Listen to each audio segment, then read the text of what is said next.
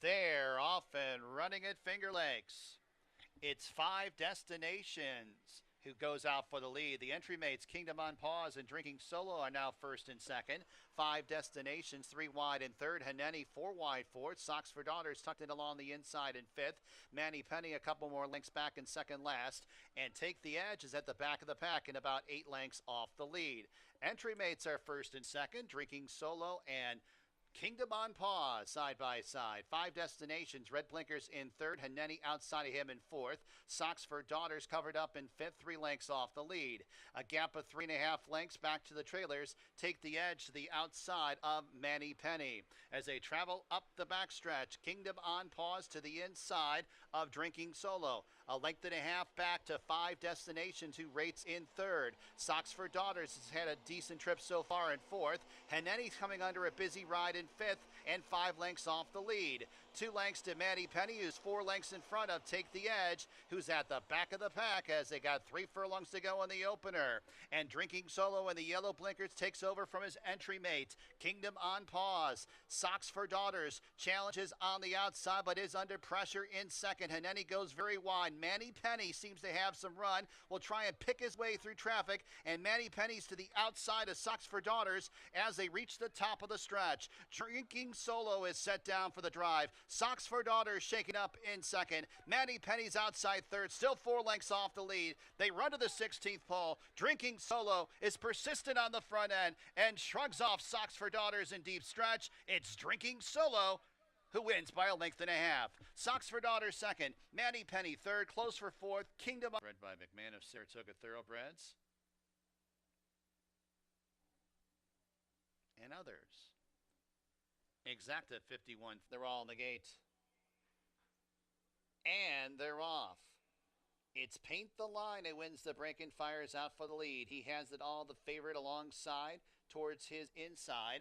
Can't Stand Disco at the fence in third, about a length off the lead. Support the Cat mid-flight in fourth, and 3 lengths to Deputy Tremont is to the outside of Wit Dashing Speed, who's at the tail of the field. As they got about 3.5 furlongs to go. He has it all's on top by 3 parts of a length over Paint the Line in pursuit in second. 3 more lengths to Support the Cat in third, followed up by Deputy Tremont, who picks up a spot passing Cat Stand Disco, and with Dashing Speeds at the tail of the field, a quarter of a mile left to travel. He has it all, has built up a 4-length lead, and Paint the Line, who's in second, is all out and drifting out wide. Support the Cat's on the stand side. Deputy Tremont's at the fence as they run down to the final furlong. He has it all, seems to have this race measured here, has a lead by about 6. Paint the Line still holding on for second, then it's Support the Cat in deep stretch. He has it all, the 1-4 favorite in front. Paint the Line second, Support the Cat third, Can't Stand Disco fourth. Red, He Has It All. $250 the winning mutual. Double $22.40, exacta $5.50, trifecta $9.85. And they're off. Smile Takes Charge, edging out for the lead. Freedsdale displaying speed, as well as Monomoy Beach on the 3 wide side. Then about 3 lengths back to Union Navy, Here on Fire, and Hereby at the fence. 2 distinct flights, 5.5 from top to bottom. Up the backstretch they travel. Smile Takes Charge has the rail and the lead. Freedsdale's in between horses. Monomoy Beach on the 3 wide side in third. Hereby is up the inside 4, 3 lengths off the lead. 3 parts of a length to Union Navy, who's about a length and a half in front of Hair on Fire, who's at the back of the pack. 3 furlongs to go and 3 horses still mixing it up on the front end. Freedsdale with a slender lead. Monomoy Beach on the 3 path as it Smile Takes Charge is trying to keep position in third. Hereby angles off the inside at fourth. Union Navy's outside of him, and Hair on Fire trails the field as they reach the top of the stretch. Monomoy Beach now striking the front. Freedsdale attempts to go with that one. Hereby is on the outside and 2 lengths off the lead in third. 1 furlong to go. Monomoy Beach under right-handed pressure. Hereby's on the outside. Freedsdale's at the fence, but it's Monomoy Beach. Monomoy Beach at 10-1. Photo for second, Hereby. And Freed 5 cents, double $32.60. Exacta $56, 50-cent trifecta, $24.87. And they're off. It's Zen Lu who motors out for the front end. Lady Banker displaying speed in second. And then it's Shots in third. Pesadilla Chanel is towards the inside in fourth. Franny Lou's in fifth to the outside of Digital Sail. Then a length and a half to Change Order. And about 10 lengths to Practical Rachel, who has no early speed at the tail of the field. Lady Banker into the turn has a lead by 3/4 of a length over Zen Lu, who's in pursuit in second. Pesadilla Chanel's towards the inside third. Digital Sail contending in fourth. Only a length and a half, two off the lead. Then a length further to Franny Lou's stuck deep on the course. Change Orders towards the inside. Shocks in second last. And many lengths back to Practical Rachel, who's at the tail of the field as they arrive at the top of the stretch. Lady Banker and Pesadilla Chanel. Pesadilla Chanel takes over the lead in upper stretch and scampers clear by 2. Lady Banker is all out in second. Change Order scrapes the paint, and then it's Shock. Practical Rachel trying to rally late. 16th to go. Pesadilla Chanel. Change Order. Practical Rachel. Practical Rachel surging late. Practical Rachel wins over Paley Double, $357.50. Exacta, $548. Trifecta, $900.75. Super, $827.75. Fall in the gate.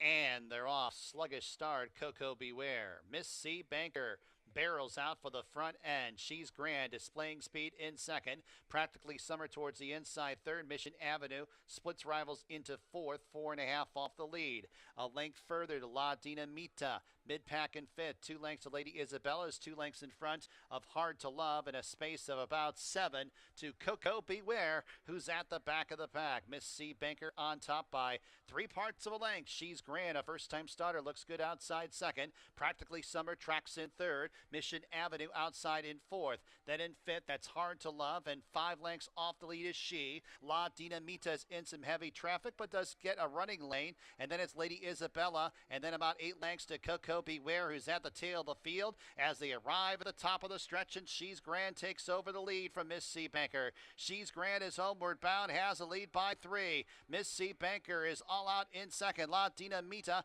outside in third, but no threat to the leader, and that leader is She's Grand. She's Grand running up the score. She's Grand, a first-time starter, looks impressive in her debut. La Dinamita rallies for second. Miss C. Banker holds third. Fourth, prices. She's Grand, $6 to win. Double, $317.50. Exacta, $11.80. Try, $7.45. Dimes. They're all in the gate, and they're off. It's a waiting trial who's motoring out for the front end. Disco Dancer grays on the outside as Disco Dancer and a waiting trial duel for the top spot, joined by Bustin' Out of Here, a firster in third. Trojan Mule along the inside, nowhere to go really in fourth. Drive through 3 wide fifth. It's Hal Away, 4 path in 6, 4 off the lead. A gap of 5 lengths back to Burning Money, who's to the outside of Feline Treasure. And then about 6 lengths to the trailer, that is Rev Parker. 3 furlongs to go. Disco Dancer has the lead, but is under pressure as Drive Through is applying the heat on the outside in second. Awaiting trial, shuffled third. Trojan Mule, it's deep on the course in fourth. Halloway stuck in no man's land on the extreme outside and about the 5 path into the stretch. A Feline Treasure saves all the ground towards the inside. They're in upper stretch. Drive Through and Disco Dancer first and second. Awaiting trials towards the inside. Then it's Trojan Mule, followed up by Halloway on the stand side. Then Feline Treasure. 16th to go. It's Drive Through, awaiting trial, trying to come through along the inside, but Drive Through has enough. Drive Through prevails over awaiting trial. Close for third. Hallow $4.20. 50-cent trifecta, $18.25. Dime Super, $10.82. Pick 4, 4 of 4. And they're off. A picture perfect start. It's Jake's Orchard who's edging out for the front end. It's one more rep, flashing early speed. One more rep gets a narrow lead. Jake's Orchard counters up the inside. Ava's Uncle Billy spun out 3 wide. The favorite, Mr. Ripple, good trip around the turn, saving ground, now up into a joint third, 2.5 lengths off the lead. Then 4 lengths back to Skellick Island, who's about 2 lengths in front of Find a Name in a space of about 5 to New Matthew, who brings up the rear as they transition to the backstretch. Jake's Orchard, one more rep, first and second. Mr. Ripple right behind the leaders in third, as it's Ava's Uncle Billy, who's 3 wide up the backstretch, up into third. Mr. Ripple now fourth. 3 lengths back to Find a Name, who's to the outside of Skellig Island. Those two in tandem, about 5.5 off the lead. Then about 7 lengths to the trailer, and that is New Matthew, as they get ready to take on the far turn. One more rep to the outside of Jake's Orchard. Jake's Orchard has a narrow lead. Ava's Uncle Billy, white blinkers in third. Mr. Ripple, patient, in fourth. 2 lengths off the lead, needs somewhere to run. Find a Name circles up to the outside. New Matthew is out of last. New Matthew 5 lengths off the lead, and Skellig Island trails the field as they arrive at the top of the stretch. Jake's Orchard, the first to face us. Ava's Uncle Billy.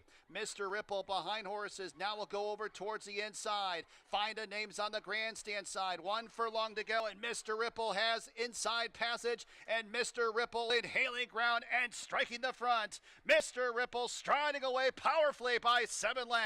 Mr. Ripple was a cut above the rest. Bet down to 1 to 9. Jake's Orchard second. Find a Name third. Ava's Uncle. Race official. Daily doubles, $7.20. Exacta, $5.90.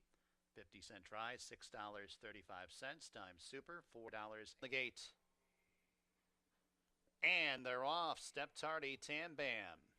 It's Cajunette who blazes out for the front end. Here's Yearning emerging in between runners. Country Manor injects more pace into the race outside in third, then a length and a half to Hidden War Dance, who's to the outside of Harley. Lady of Mercy is off the inside of the white blinkers, 6.5 lengths off the lead and a gap of 6 lengths to Tam Bam, who's at the back of the pack as they make the entry into the turn. Cajunette and Yearning, these two together as one, as it's Country Manor who tracks in third. Hidden War Dance towards the inside fourth. Lady of Mercia in fifth and 5 lengths off the lead, now up into fourth. A few more lengths back to Harley, and Tam Bam is showing a little bit of signs of life in the back of the pack, but still about 9 lengths off the lead as they turn into the stretch. It's Cajunette who's the first to face us. Yearning. Country Manor gets every chance on the outside in third. Tam Bam's in fourth and about 8 lengths off the lead. 1 furlong to go. It's Cajunette on top by 2. Yearning is all out in second. In deep stretch, it's Cajunette. Cajunette wins the nightcap by a little over 2 over Yearning. Then it was Country Manor and Tam Bam. 17 cents, 50-cent pick 3, $2.75. Pick 4, 4 of 4, $12.20. Pick 5, 5 of 5, $605.75. Eighth race is the last live race here at Finger Lakes for a Tuesday. Next live racing date tomorrow, Wednesday. First post 1:15 p.m. First post tomorrow. But for today, from high atop the roof here at Finger Lakes, this is your track announcer, Bill Downs, signing off. Have a tremendous evening.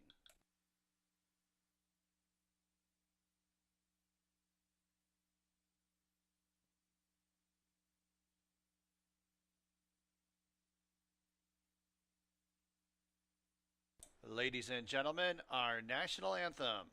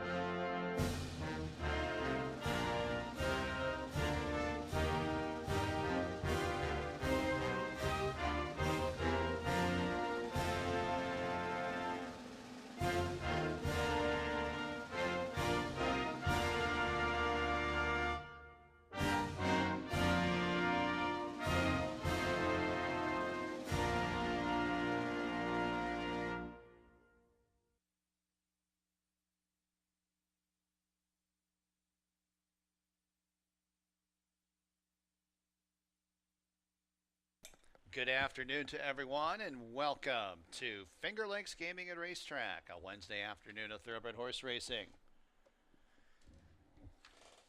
Got 8 races scheduled, and about 61 minutes to race number 1. My name is Bill Downs, track announcer here at Finger Lakes, and I've got the scratches and changes for today's card. First race, no changes. Race number 2, got a scratch of number 6, Allie's Song. Number 6, Allie's Song, a scratch. Number 1, divorced, of course, the rider, a scant 1 pound over. Third race, no changes in race 3. Race number 4, scratch number 5, heads or tails. Number 5, heads or tails, a scratch in the 4th. Fifth race, no changes in the 5th. Race number 6, scratch number 9, Barfly. Number 9, Barfly, a scratch in race 6. Race number 7, number 1, Revivalism, is 1 pound over. 8th and final, scratch number 6, Gray-Haired Gus, and number 7, Like a Boss. Gray-Haired Gus, Like a Boss, 6 and 7 out of the 8th and final. Those are the scratches and changes. Don't forget, this Monday at Finger Lakes, a free handicapping challenge. That's right, $2,500 will be up for grabs, in which the winner will take home $1,000. Top 3 finishers receive prize money. It's on the Finger Lakes races 1 through 8. Got to be a Lucky North Rewards member to participate.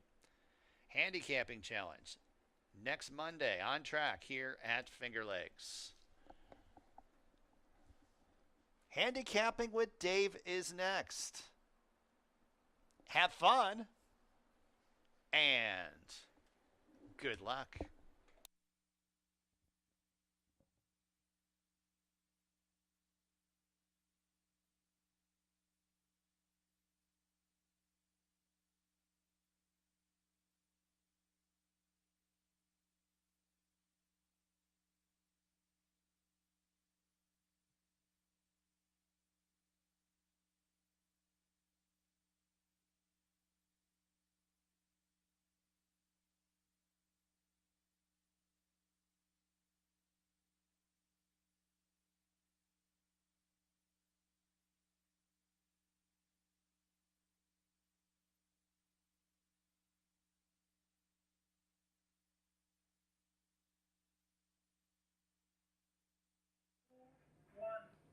And welcome everybody to Finger Lakes Gaming and Racetrack. I'm Dave Batice. We're to conclude another racing week. Obviously it's been exciting, as Monday was our big day with 3 stakes races, including the New York Derby. We saw Jack and Bernie win the Leon Reed Memorial. Irad Ortiz came in to win the New York Derby. Kendrick Carmouche was here winning the Oaks. So there was a lot of excitement. Manny Franco was here as well. Today is about one of our longtime valets, valet to the stars, we'll call him. Jimbo Bailey will just announce his retirement. Will retire today. This will be his last day working. If you're local, you follow Finger Lakes Racing, you probably know a lot of the riders that he's worked with, including, well, of course, most recently he's working with Joel Cruz, who's having the season of his life. So obviously Jimbo's a good luck charm. But recently he worked with John Davila. Worked for John Davila Jr. for years. He's been the leading rider here for years, till last year he did suffer an injury. Now he is retired. But also going way back, Jimbo worked with such names like Billy Shoemaker and Jerry Bailey, 2 of the best ever. So he will be missed. He's a staple here at Finger Lakes. I believe he worked here 51 years. It's a long time. So congratulations and a happy retirement to Jimbo Bailey. What we're going to do is the 7th race today. we are going to have a race named after him. We're going to gather in the winner's circle, say a few words, and just wish Jimbo a happy retirement. Well respected and well loved here at Finger Lakes. Jim Bailey. All right, we got a fast racetrack today. It's good to see some horses close yesterday on the track. Had some nice times, but the track played a little more fair yesterday. First race is a maiden race, Exacta Tri Super Daily Double. The early pick 5, that's with the mandatory daily payout. Don't think you have to worry about it today, but the pick 5 starts in the first. I kind of narrowed it down to 2 horses, and one of them is a kind of a tricky read. Gorzo on paper looks like he's got the numbers to win this thing coming from New York. Gorzo ran 4th against the 30,000 state breds in New York. Of course, we see a lot of horses come in here, especially last year and this year, that have run in that maiden condition.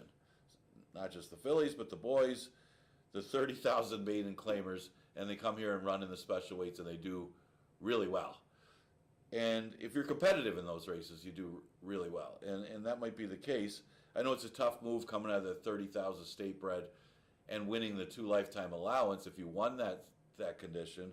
But we've seen a couple horses do that as well. But Gorzo fits that profile as a horse that's competitive against those 30,000 maiden claimer state breds in New York, that he should be very competitive and actually should win race number 1. Now, the main threat to me would be the one, Skippy Town. Again, there's a lot of question marks with this horse.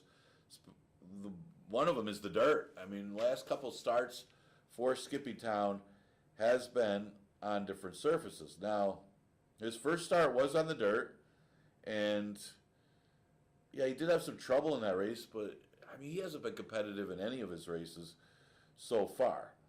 Well, he's well bred.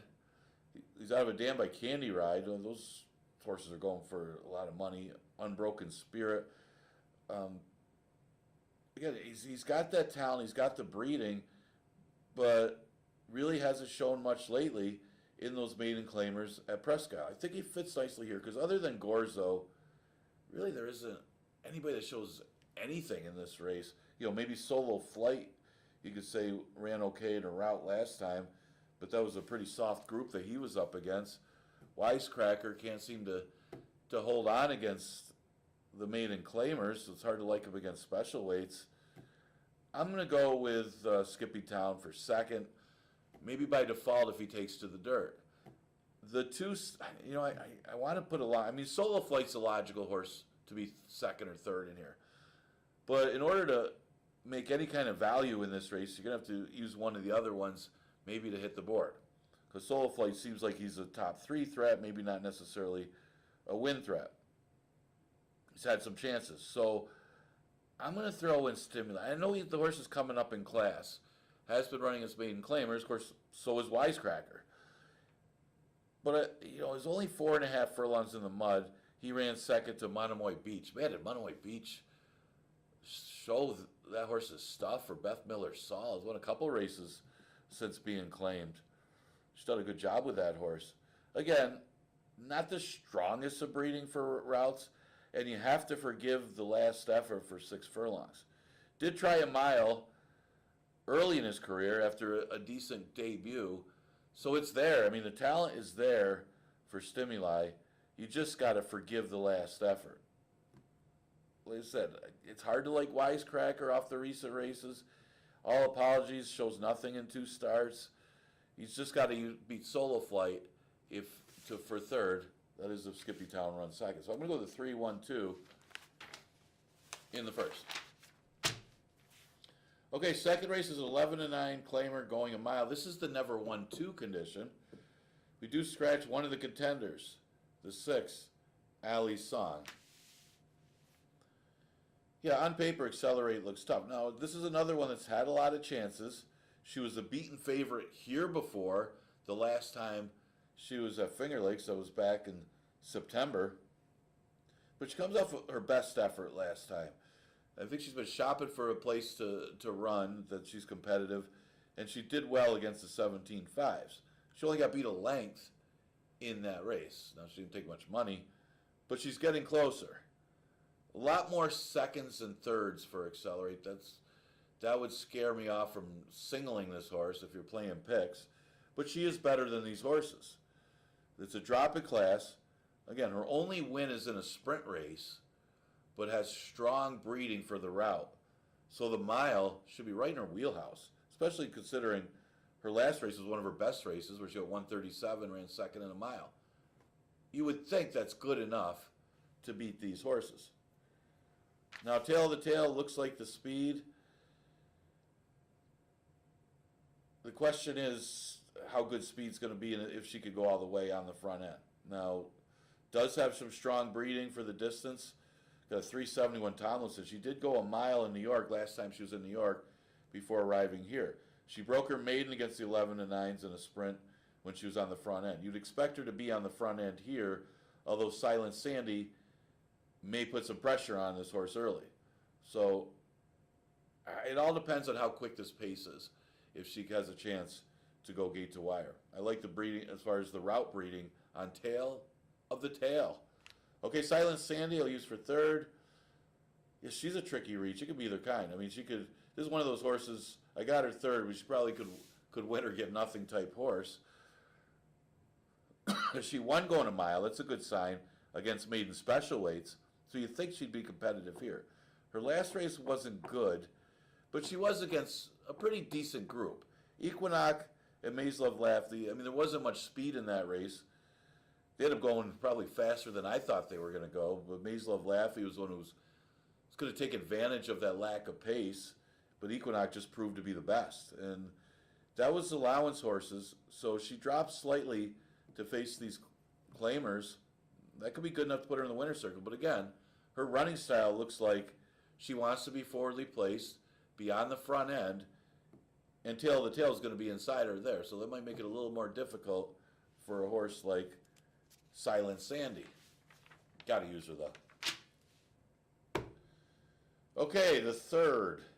This is an allowance event. Non-winners of a race other than or never won 4 races. Man, you got a bunch of horses that like to be in the exacta. Something's got to give. You know, Skylar Starship, always first or second. Storm and Sammy this year, always first or second. Same thing with Stars and Stones. Puckish was like that until his last start.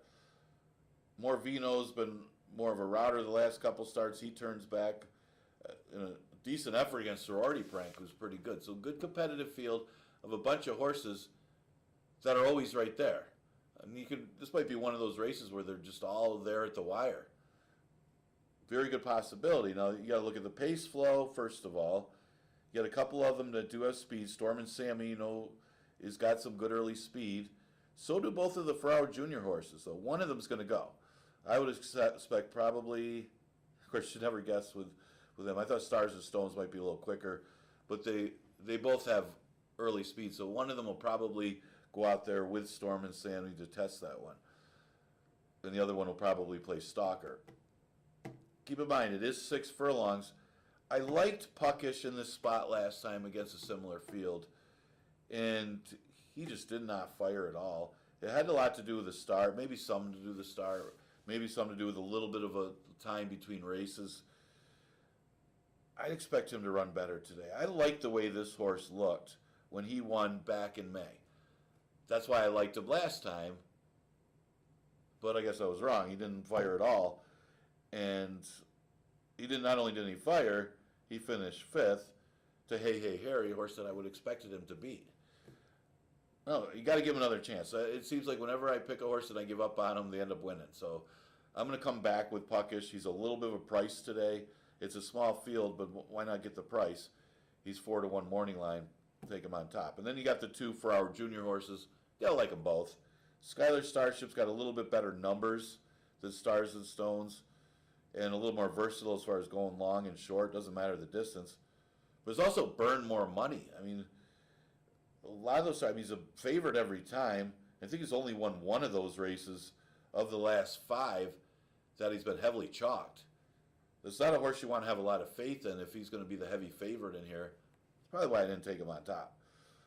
Stars and Stones, similar profile, was right there with Storm and Sammy when they battled a few starts ago, but lost to Puckish his next race. Again, I think Puckish can beat these if it's a fair track and he does get a pace. But that's a big question, whether the pace will develop or not. Again, you got two horses for Ferraro Jr. that both have speed. I don't think they're going to let Storm and Sammy sneak out there. Storm and Sammy definitely plays if they do. Stormy Sammy would be dangerous. Don't really love him at 6 furlongs. But keep in mind, Storm and Sammy, that last race for him, inside speed was not very good. It's a rare occasion this year. But that was the day that it wasn't good, although he didn't go that fast either. Kind of had no excuse that race as well because we're relatively slow. But the horse is in pretty good form too. Morvino's in very good form for the coming back out of the route. So good competitive race for the third. Maybe his abilities a few of them. Maybe you can go the all button. I'm going with Puckish. I'm going to give him another chance. All right, fourth race.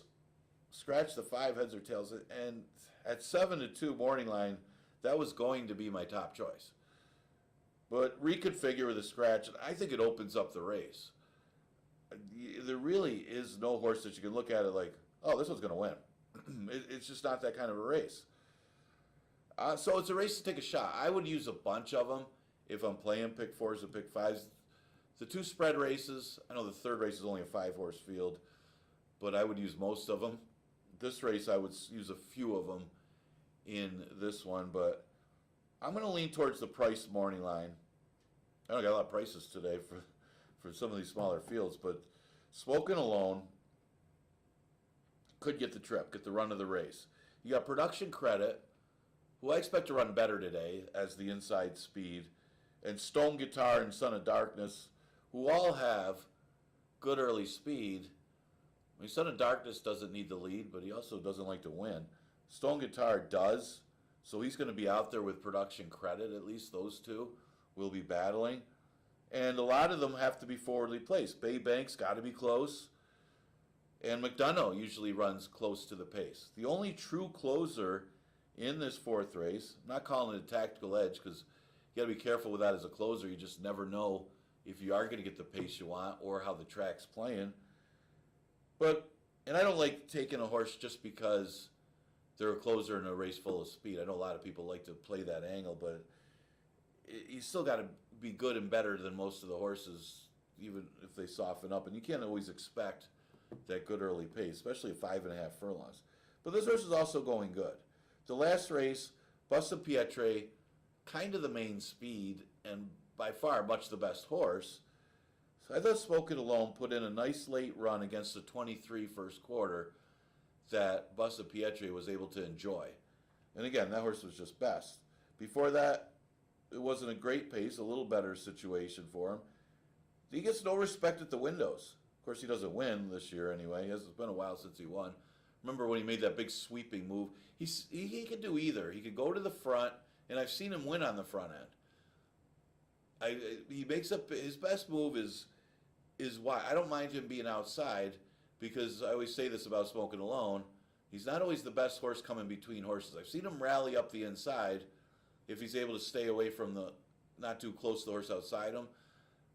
I've never seen him win between horses, trying to rally through horses. Maybe that'll change, but he does seem to stop his momentum when he does that. He seems like more of a horse that likes to make that sweeping outside move. And he's got a good chance to do that here with some of the pace that's signed up in race number 4. Now, Production Credit didn't make the lead last time, and we saw how good Can't Beat Me is. Can't Beat Me came back and had no anxious moments when the horse won the other day. So comes out of a good race, but he needs the lead. If you'd like this horse, I would have put him on top if Stone Guitar is not in the race. I'd put Stone Guitar on top if Production Credit's not in the race. It's one of those things. You do have a couple speeds in here, and neither one of them really last when pressed. But it is only 5.5. Again, I'm going to forgive the last race for Production Credit. His previous start, where he ran third, right behind Spoken Alone, it wasn't like he went that slow up front. He's got the rail. He's going to shoot out there. try to withstand Stone Guitar. And use him in the top three. He's 5-1. And then I'll use Baybank for third. He's the morning line favorite. He's actually, they had him favored over heads or tails. Not sure why. He's had 2 starts this year. They're not bad. Ran behind Smoking Alone last time. They're going to try something different, taking the blinkers off. Now, he's not protected today, so they don't move him up. Stay at the $5,000 level. He's always run competitively at 5. It's not like he's been winning races lately. Hasn't really done well since he had 1 win last year, I think, and that wasn't against much of a field. But this is not the much of a field either. It'll be interesting to see what kind of tactics they'll use. He may be in the garden spot if he could pass horses, because Production Credit and Stone Guitar are from the 1 and 3 posts. He's from the 2. So with those 2 shooting out there, he could probably sit third right on the inside and get a perfect trip. So he plays 2. It's just hard to like him with his recent form at that kind of a price. I mean, maybe now you do with a scratch of heads or tails, because heads or tails did look like a standout in there. 5th race, a maiden event. This one goes 6 furlongs, exacta try, super daily double. The late pick 4 starts in here. Well, there's not a lot of speed in here. I thought that Painting Stones might be the main speed. Problem is, it's been off since October. This will be his first start as a 4-year-old. That's a problem, because if he's not quite sharp enough, he's not going to hold on. So I don't know when they made him 2-1 morning line, if they made him that favor because they thought he'd be bet because he's the main speed, or are they going by last year's form? Not sure. But I wouldn't have picked him off last year's form just because he's off the layup. No, he does have some nice works leading up to the race. Technically a bullet, even though it's not that ridiculously fast, just of the horses that worked that morning, it's the fastest. And then a pretty decent work for 4 furlongs leading up. So fitness should be there for Painting Stones. Now he is the high weight, and he's got to go all the way at 6 furlongs, but he might be able to control the pace. So if there's other speed in there, I wouldn't like this horse. But because he is the speed of the race, and he's him on top. Now Snowstorm, maybe with blinkers, maybe that one shows more speed, and that will affect the outcome here. The other one I liked was the 3, Real Alev or Real Alev. I'll have to find out how to pronounce this one. Does have a nice work over the track. Not in the program, but this horse should be listed as a first-time gelding as well. Very, again, more turf breeding on the dam side, maybe not necessarily the sire side, as authentic, Derby winner, real good one. But on the dam side, it's mostly turf. So sometimes that works when they breed a dirt horse to a turf horse, especially when the sire is more of the dirt horse. They tend to run better on turf, though, even when that happens. And it's interesting that they haven't tried this horse on the turf. I think it was an off-the-turf event. Maybe they were intending on putting this horse on the turf in the first start. Maybe that's the issue. But Brandt did run a good third on the dirt when you go back to last year in New York. The Rockable, I think that horse is here now. I think the top 2, I think all of the top 3 finishes are here at Finger Lakes now. But the next start was not good back in January. So it gets a little time off. Again, gelded during the time off since the last race, but does have the bullet work. So maybe that could be the difference here. You used to pick up on that angle years ago before anybody else did, before they started putting in the program. And it used to be more of a factor than it is now. Now it's more common, but goes second time Lasix too. But again, the breeding you have to look at, the class level you have to look at. Again, yeah, it's first time against older horses, but those are still better maiden claimers than our 3 and up special weights, because they're not restricted for state bred. So I'm going to use Real Alev for second. They did pay a lot of money for this horse. Just surprised they haven't tried him on the turf. The 7, Stormy's Dreaming. Question is going to be pace. You can like this horse. I like this horse. Would pick him to win if I saw a good pace scenario, but it just doesn't look like there's a lot of speed. Maybe Snowstorm hooks up with, or Chicago Charlie gets out of the gate. Maybe that happens. The Painting Stones has to go a 46 or quicker. Just don't see it. I just don't see a lot of speed in this race for Stormy Streamin' to pick up the pace. Now, he did run a good third last time, and it was his first race over the track, so you would think that he's going to run well here. He's got to get the track, and he's got to get the pace. Not sure if he will, but I'm going to use him third, and he's got a big chance off the last race. Okay, the 6th. Scratch the 9, Barfly. That one's just not going good. 5,000 claimers. Downwards the race since the date or never won 4 races. Pretty open race. Good sized field of 9 horses left after the scratch of Barfly. But similar to the 5th race, I got to look at the pace. Painting Stones, trained by Paul Barrow, ridden by Jeremiah Flores. Brock Moninoff, trained by Paul Barrow, ridden by Jeremiah Flores. They might be in the same situation 2 races in a row where they're the main speed. There just doesn't look like there's anybody that could go early with Brock Moninoff. Now, that was the case last time, going the same 6 furlong distance. I don't know how he lost to Old Man Winter. Old Man Winter just was the better horse that day, maybe. But you can't give any excuse to Brock Moninoff, except maybe Old Man Winter being better. Speed wasn't bad. There was no other speed in the race. He controlled the pace. That's the same scenario today. Can he hold off anybody else? Now, it wasn't like any deep closer caught him. It was Old Man Winter was within range and just out sprinting him to the wire, but he had to pass him. So I don't give an excuse to Brock Moninoff. I guess the first start, you could give an excuse because it was his first start off the layoff. See if he holds on better today. No excuses again today. The interesting one, and I have no idea why this horse is 6-1. Frank's Art's going to take some money in here, and Frank's Art is the best horse on paper. The problem with that is he's the best horse on paper, but he's never run on the dirt. Maybe that's why they made him 6-1.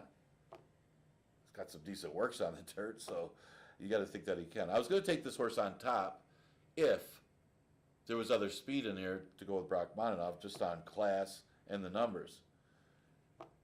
I'm going to assume he's going to run well enough on the dirt that he could be competitive against these horses. It's 5,000 claimers. He's running against tougher.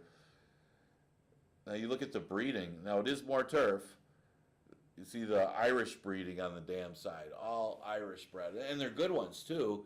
The dam is a half to Radiohead, who is Irish bred. I think won a graded stakes over in England, I think it was. Obviously they have some really nice races over in England and Ireland, but mostly on the turf. So how this horse runs on the dirt is going to be the big question. If he takes well to it, he's going to win. It may not matter if he really takes to it. He's just a better horse than these. And if you get 6-1, I would use him.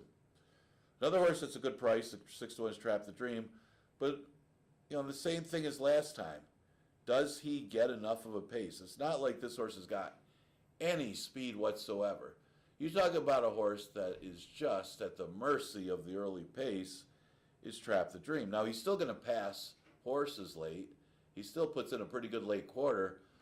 The problem is, this is another race that there just simply isn't a lot of speed. Cut off tracks the last few, but he's just as good on the off as the fast track.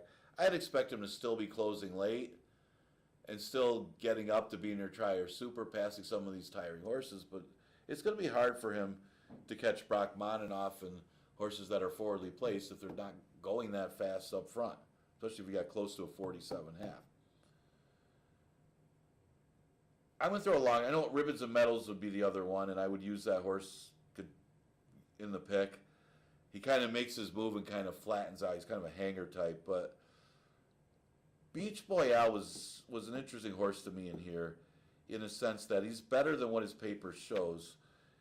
And I know he likes an off track, and he may not get it today, and he's been running on the off. But he also hasn't gotten the trips. He broke horribly last time, took him out of the race, was never really in it, so let's forgive the last effort. The race before, they didn't come back to him, and it was in the slop. It was his first start off the layoff.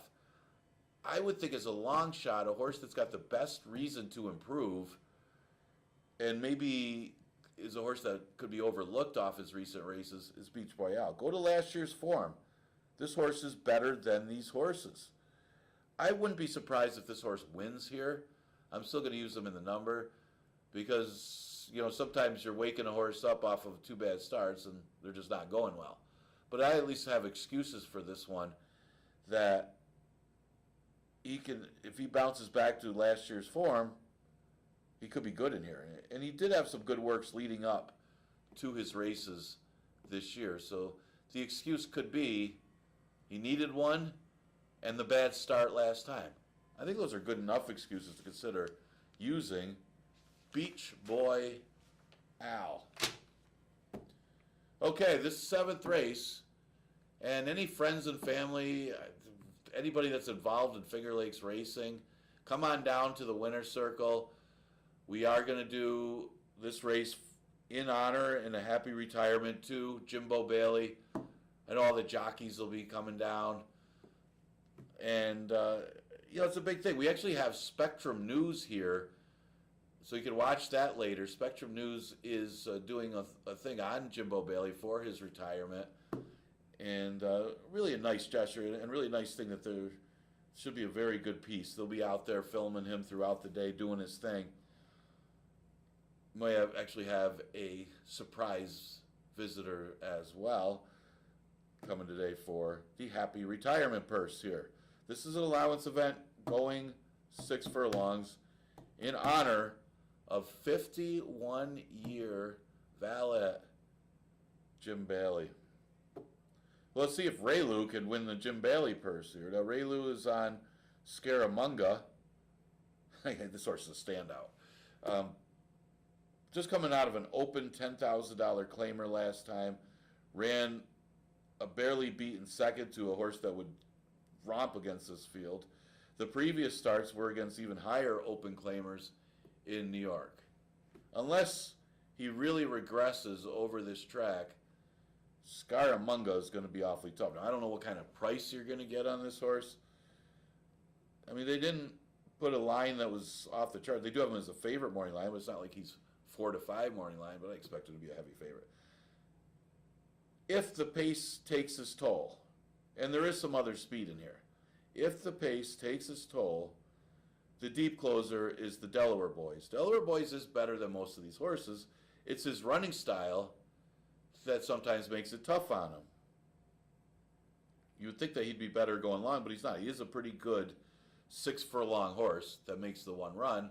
But when you are a very good 6 furlong horse that makes late runs, like Trap the Dream, this one is at the mercy of the pace. Of course, going better than Trap the Dream these days because he's an allowance horse. Comes out of good races. That was his first start off the layoff last time, and he was closer than normal. Probably forced to do so when they did a 23 and change first quarter. There wasn't much speed in the race. Although I don't always like those tactics when you do that, because what you're doing is something that the horse doesn't want to do. I mean, you're I don't want to swear on here, but you're darned if you do, darned if you don't. Let's say it like that. If you don't stay close to that early pace when they go 23, your horse has no chance to close into the pace. If you do go into that pace, your horse doesn't really like to be up there and fade. So you can't win when you have those kind of tactics. Plus, it's the first start off the layoff. So couldn't win whatever he did last time, whether he sat off and made a run or he tried to be a little closer to the pace. It was an unfortunate situation. But I would also think he might have got something out of the race. Second start off the layoff can make a run. And there is a chance for a better pace scenario in here. Pascal Moon is another one that should be up close. He does have some good early speed. He couldn't make the lead going 5 furlongs. It just kind of ran evenly last time. Not sure what the tactics will be today. Scaramanga is going to show some speed, and that one's going to be tough. I would think that he'll play presser with the favorite, but not sure. G Munning will be close. G Munning often hits the board. I mean, how good is Banker Blaney? Banker Blaney, I think just re-entered, by the way. I think he's entered for Tuesday. That horse is working on just ripping through conditions. He gets to these Buckley horses. He does that with them, and he does a really good job. and keeps them together as they rip right through conditions. That's how the game's played. That's how you make the money here. So you make money for the owners. But Banker Blaney is really, really good. I think that horse has looked better with every start. I think he's looked his best his last race. I mean, he just blew that field away. Unfortunately for G Money, he ran into him and trying to chase. When you're chasing a speed horse like Banker Blaney, you're generally going to finish behind horses that you would normally beat. And I think that's the case for this horse because he's often close and often there. I'm going to use him for it though. 2-5-3-4 in race number 7. Now here's a little tip for you. I think Banker Blaney's is going to win again on Tuesday. The horse is going so well. Scratch the 6, gray-haired Gus out of the 8th. Scratch the 7, Like a Boss. A couple horses that both played in here. So cuts it down. Not sure what to do with the firster. Is pretty well bred. The dam was stakes placed 7 times, but never won. Of course, it's all those smiles. You know, Tisdale Smile is that one. You got Johannesburg Smile, Wildcat Smile. They always named it after the sire. And they're all good. So interesting how X Machine does in this one. Magic Beach seems to have the slight edge on these horses. I wouldn't say a big edge. Here's another one coming out of the $30,000 state bred in New York going into our special weights. Again, if you're competitive in those 30,000 state breds in New York, they're a little bit better than our maiden special weights.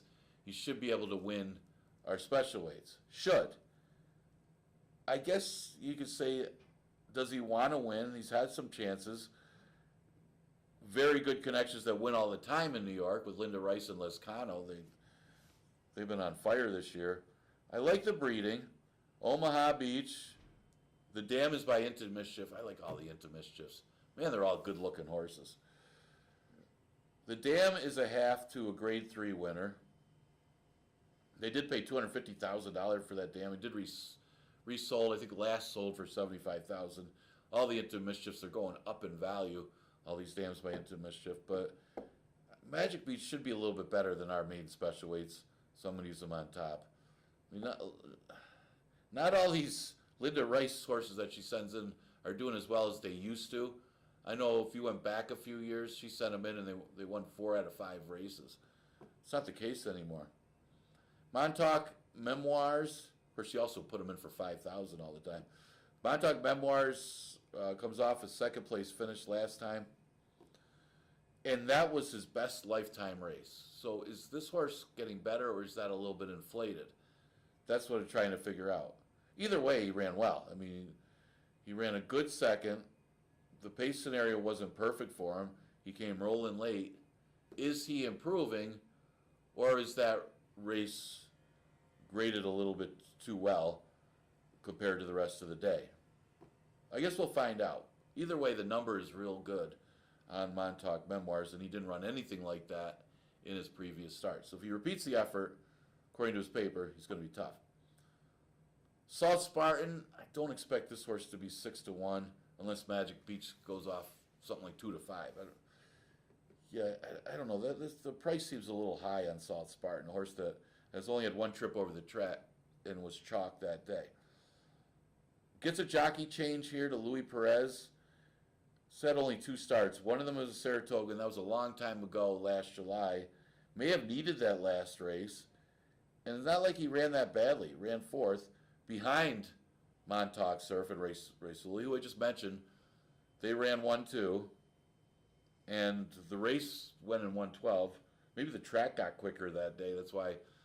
So it's always got to be careful with whether you're using Equibase, Bristnet, use the sheets, or buyer figures.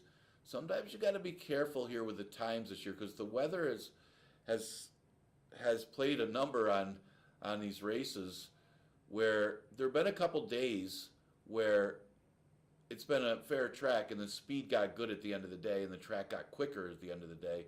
So a horse gets a better number compared to the rest of the day because of the faster time at the end of the day. So just keep that in mind. Do your research and look what happened that day before just looking at a program and going by the buyer number. That's how you make money here at Finger Lakes. But I'm going to go with the 3, 1, and 2 because Salt Spartan, well bred, deserves another chance here And I wouldn't be surprised if he won. Now, if you're going to get 6-1, probably worth a few bucks, or at least throwing in your pick fours and pick fives. Enjoy today's card. Of course, today here at Finger Lakes locally, it's all about Jimbo Bailey. Happy retirement to him. We got 8 races today. We are dark the next few days. I know there's some big races over the weekend at other tracks. You can come join me for simulcast wagering. And then we will return with live racing on Monday with a 1 o'clock first post. I'll see you then.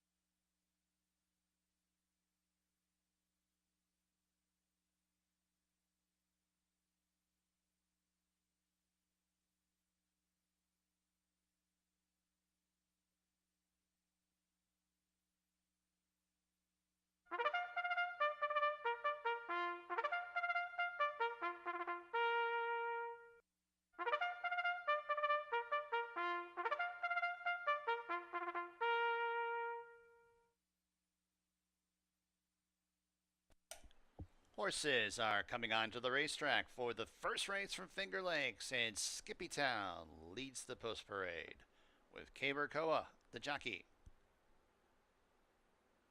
Number 2 is Stimuli and Michael DeVilla Jr. Number 3, Gorzo and Andre Worry.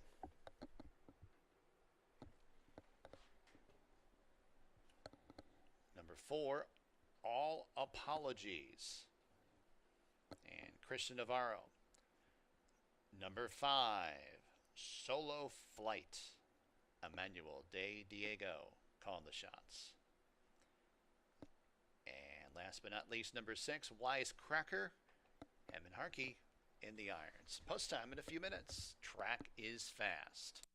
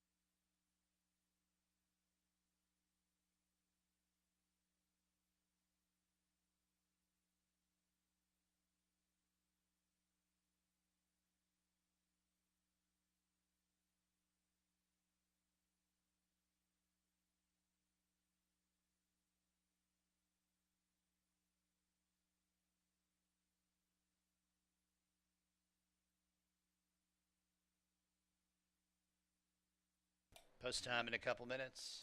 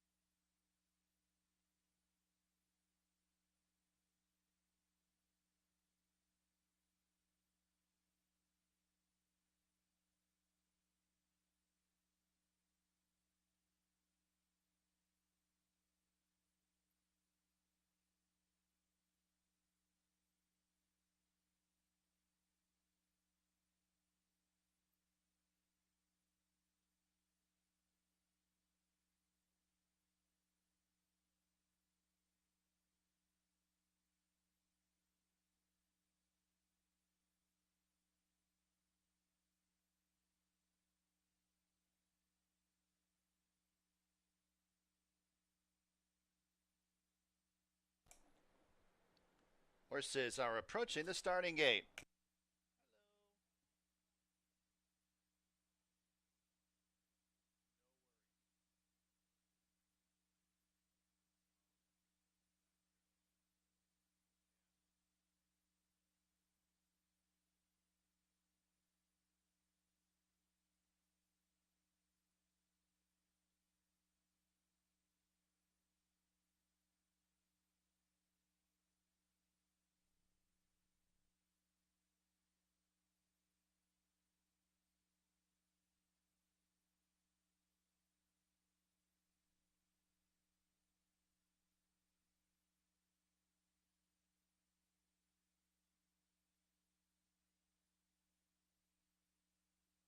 And the horses have arrived at the starting gate.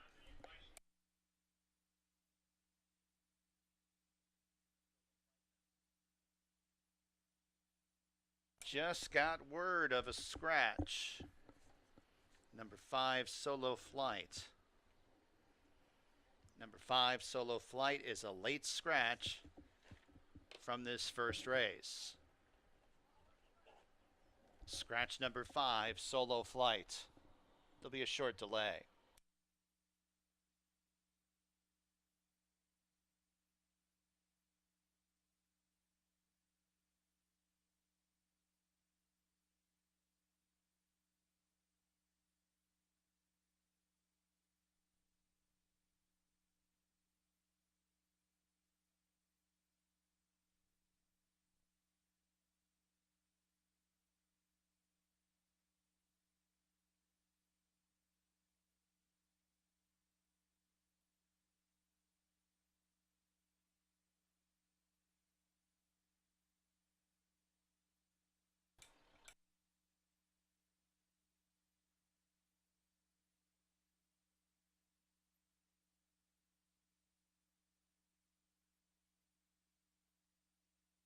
Loading up once again for the first race. Late defection of number 5, Solo Flight, leaves us with a field of 5 going a mile 70 yards. Maidens, 4 to 5 Skippy Town, 6 to 5 on Gorzo.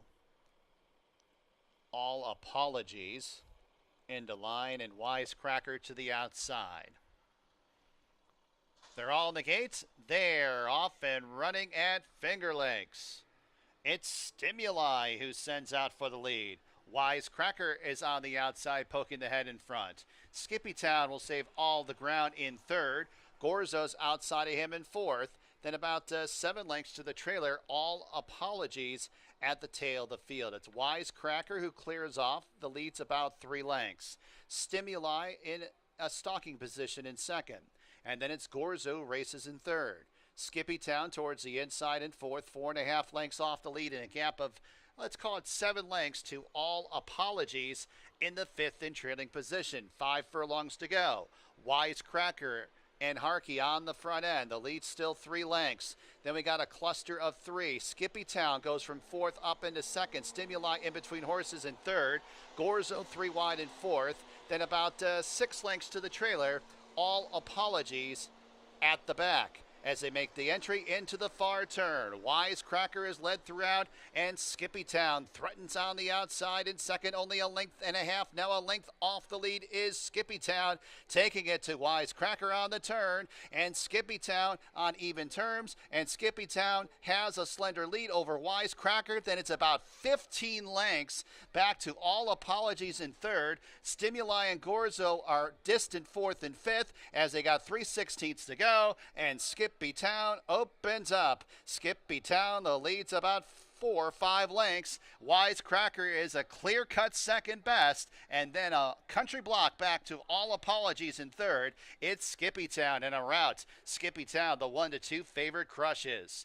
Wisecracker second. All Apologies third, and fourth, Stimuli.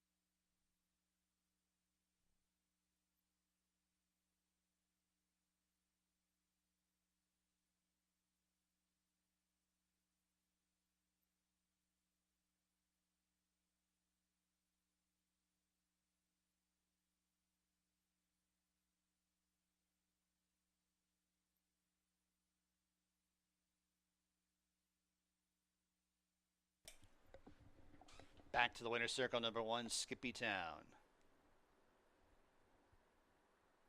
New York bred 3-year-old big gelding by Motown out of Unbroken Spirit. Gumpster Stable owns. Ralph D'Alessandro is the trainer. Caber Coa, the winning jockey. Magic Oaks Farm bred Skippy Town.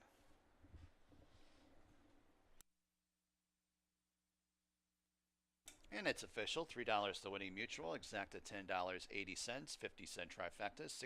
$15.12. Dime superfecta $8.12. Second race at Finger Lakes. Scratch number 6, Alley Song. Exacta try superfecta daily double pick 3 wagering. Post time in about 19 minutes. Another reminder, it's coming up quickly. If you're in the area, you should come out here on Monday, July 21st for our first free handicapping challenge of the season. $2,500 up for grabs. Winner takes home $1,000. Top 3 get prize money. It's on Finger Lakes races 1 through 8, so easy to accomplish handicapping in this contest, and it's free. So make sure to be here next Monday at Finger Lakes.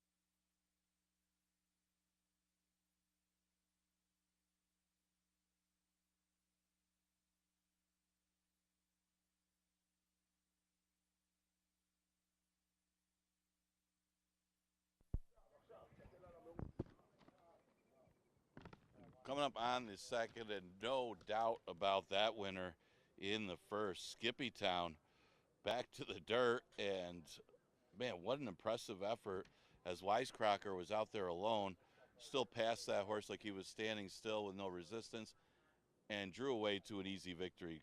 Cabercoa for Ralph D'Alessandro. Money showed 1-2, got the victory. There was a late scratch of the 5 solo flight. So if you had that one, there were refunds. Second race at 11-9, Claimer, never won 2 condition, going the distance of a mile.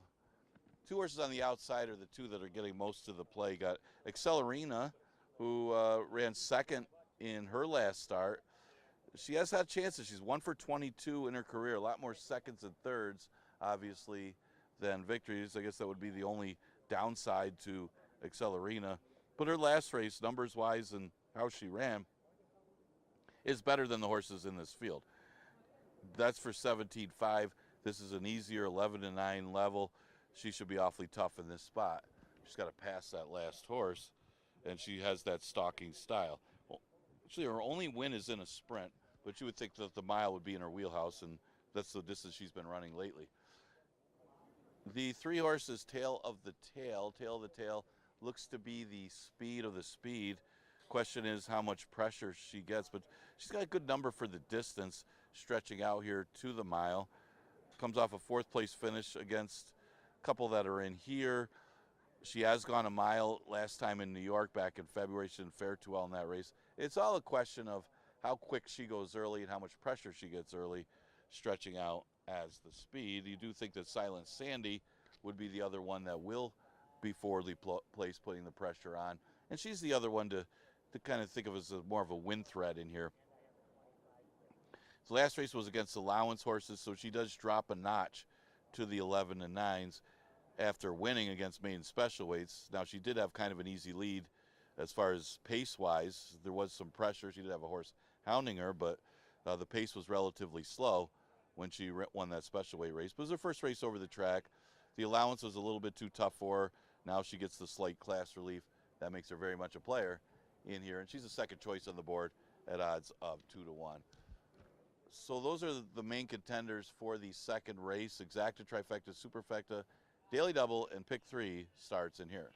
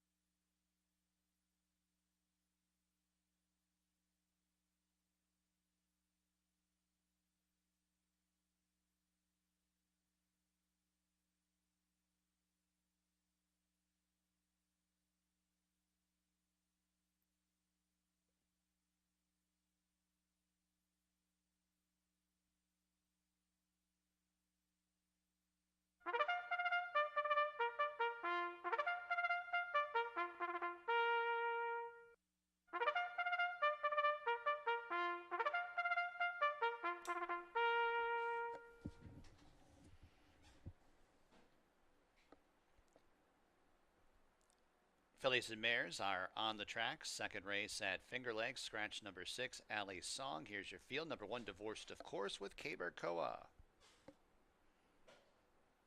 Number 2, Who's Got the Tip? Chris Russell. Number 3, Tale of the Tail with Jeremias Flores.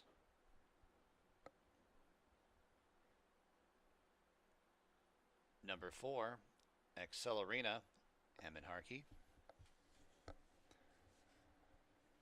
And number 5, Silent Sandy, Michael Davila Jr. is the jock. Post time in just a few.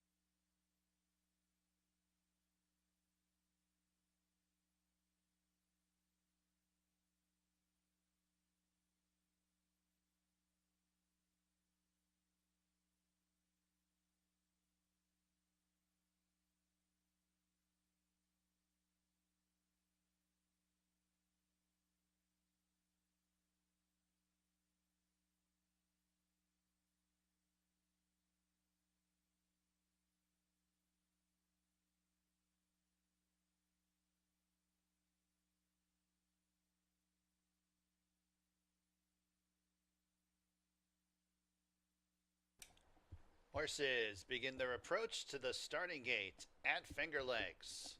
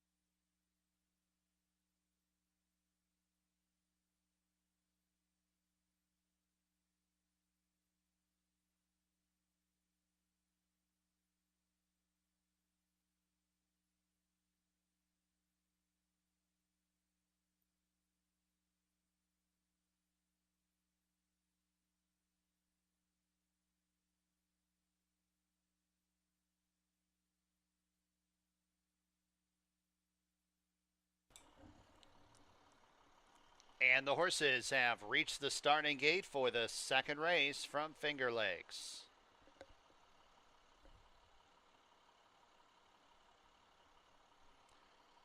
Field of 5 fillies and mares to go a mile, 3 to 5. Number 4, Accelerina for trainer Rudy Rodriguez. Who's got the tip next into the gate? Tail of the Tail.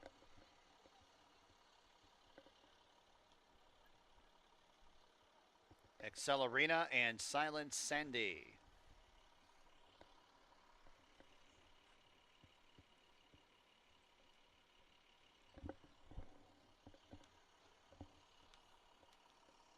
Silent Sandy to the outside. They're all in the gate. And they're off. Looks like a good start. Who's got the tip? One of about 3 going out for the lead. Divorced, of course, at the fence. Silent Sandy's on the outside. And now Tail the Tail will join the early fray in the 3 paths. And those 4 will vie for the early lead. And at the back is Accelerina, only about 3 lengths off the pace. It's Divorced, of course, who's on top as they angle on to the backstretch. Who's got the tip? Prompting outside in second. Tail of the Tail, 3 wide third. Silent Sandy, 4 wide fourth. And a length and a half back to Accelerina, who's at the tail of the field as they race up the backstretch. Divorced, of course, on top. Tail of the Tail now up into second. Who's got the tip? Shuffled third. Silent Sandy outside of her in fourth. 2 lengths off the lead, now up into third. And 2 more lengths to Accelerina, who is about 4.5 lengths off the lead and will try and save ground as they make the entry into the far turn. It's Tail of the Tail on top. Divorced, of course, drops back. Silent Sandy inherits second. Accelerina is in fourth and about 6.5 lengths off the lead and a half length back to Who's Got the Tip, who's at the back of the pack. Tail of the Tail has strided away by about 5 lengths over Silent Sandy in second. Accelerina, the favorites on the outside, and the white blinkers in third. Divorced, of course, in fourth. They got 3/16 to go, and Tail of the Tail on top by 7 lengths. Silent Sandy second. Accelerina's on the outside in third. 16th to go. Tail of the Tail's lead is down to 5, but they've passed the 16th pole. Silent Sandy, Accelerina outside for minor awards. Here comes the winning line. Tail of the Tail gets there. Silent Sandy and Accelerina are closing in, but too little too late. Then it was Divorced, of course.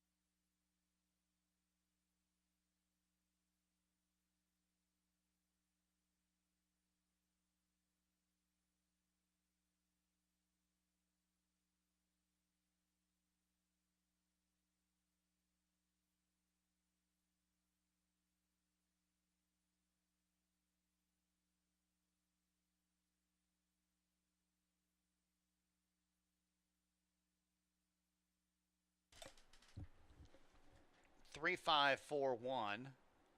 Number 3, Tail of the Tail first. Time for the mile, 142.52.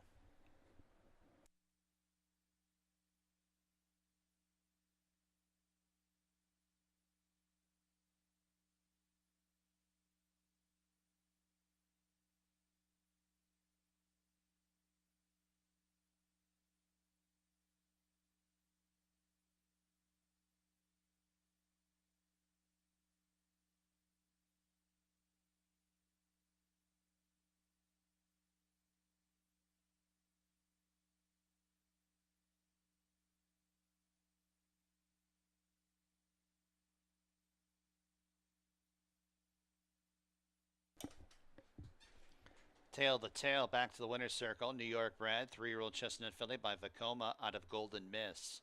Paul Barrow, owner-trainer. Jeremiah Flores, the winning jockey. Hidden Lake Farm bred, Tail of the Tail. 5-1. upset in race number 2 from Finger Lakes.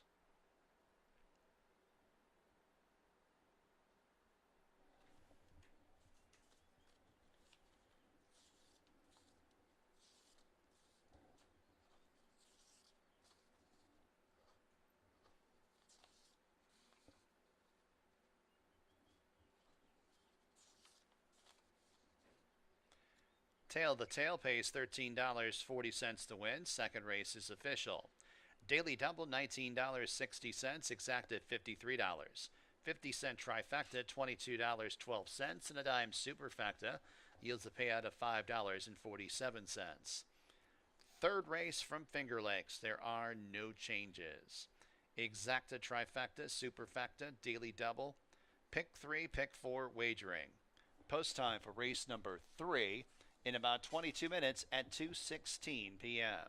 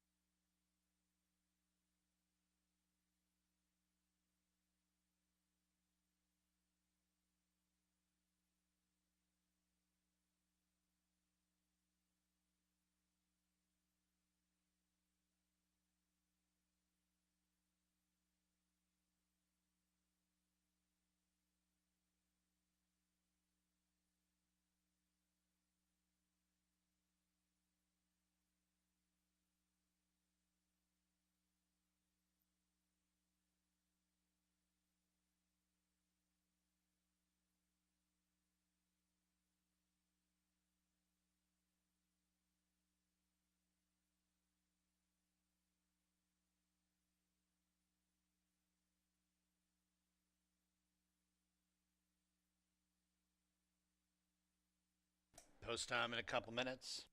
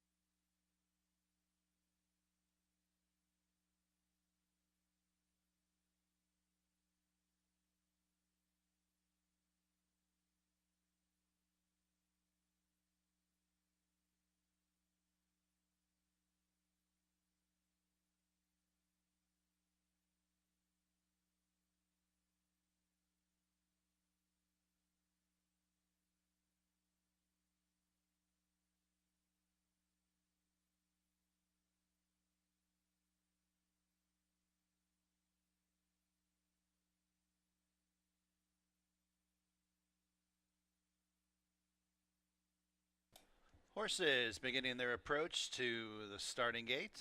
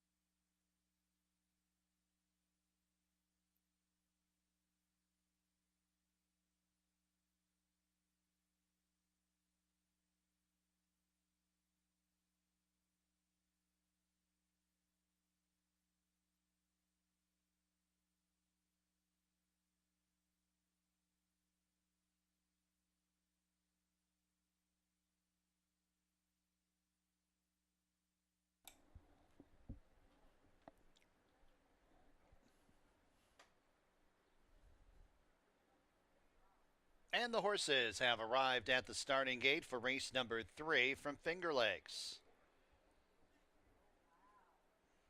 Got a field of 5 to go 6 furlongs. Even money on number 2, Skylar's Starship.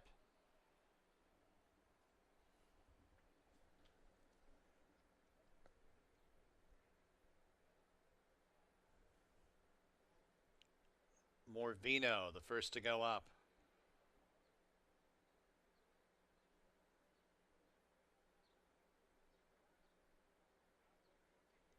Stormin' Sammy will be next. Stars and Stones. And Puckish.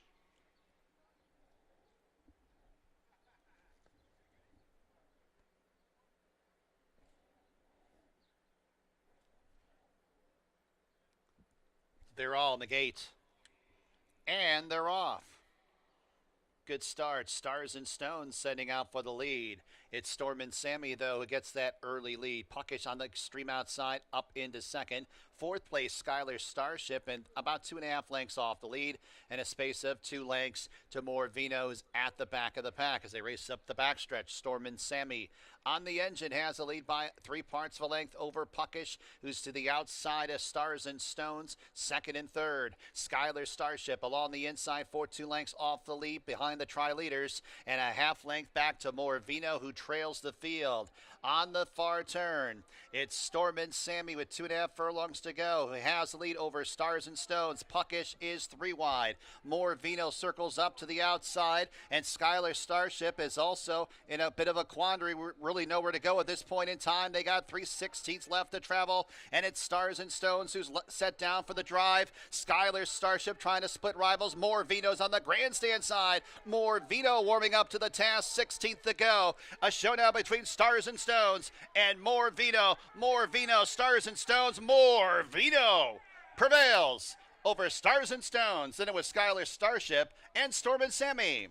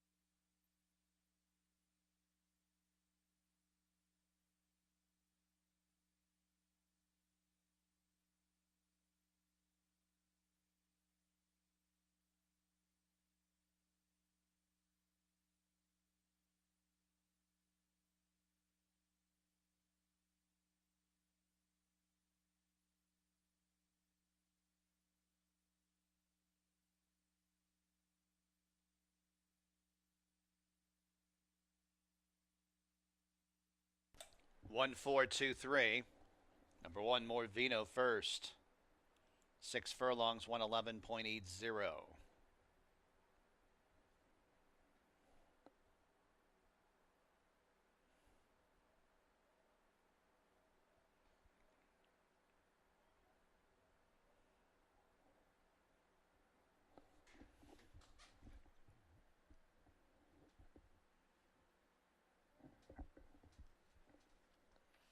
To the winner's circle, Morvino. Kentucky bred 4-year-old Dark Brown colt by Vino Rosso out of Fair Huntress. Craig Benoit and Jeffrey Holmes, the ownership. Tim Murphy, the trainer. Andre Worry, the winning jockey. It's official. 1480, the winning mutual. Daily doubles, $78. Exacta, $54. 50-cent trifecta, $31.87. Dime superfecta, $9.45. Fourth race from Finger Lakes, scratch number 5, heads or tails. Exacta, trifecta, superfecta, daily double. Late pick 5 starts in the fourth race. Post time in 20 minutes.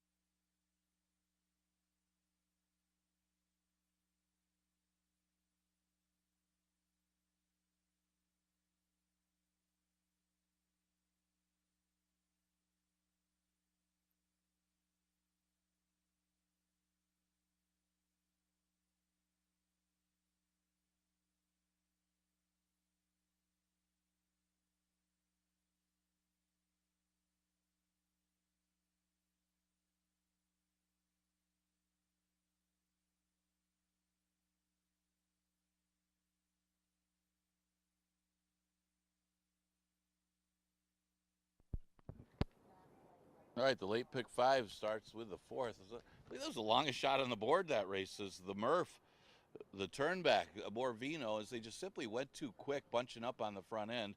Morvino, who's been in good form in the routes, took advantage of that power turnback and got the victory in race number 3. Got a price in that race.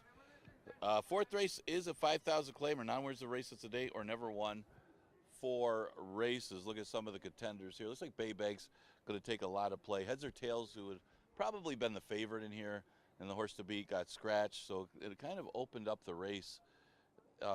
I did take a little bit of a long shot in here. Actually, it's not anymore. The horse is getting some play at 3-1. Smoking Alone was 5-1 morning line. Has a couple seconds in a row of 5.5, but looks like he's got a good chance to get the pace scenario he needs to win this race. If Production Credit and Stone Guitar do battle, and then everybody else needs to be forwardly placed. Could look a lot like the 3rd race, what we just saw in that allowance race, where they just simply, everybody's in a hurry. They went too quick. This track's a little different today. It's not our typical track that we've seen for the first couple months of the season. It's a track where you can actually close on if the pace gets a little hot early, and that might be the case here in the 4th. And the horse that could take advantage, the horse that can do either, but he makes that circling move sometimes. We've seen him win a couple times doing that. And I'm talking about Smoking Alone.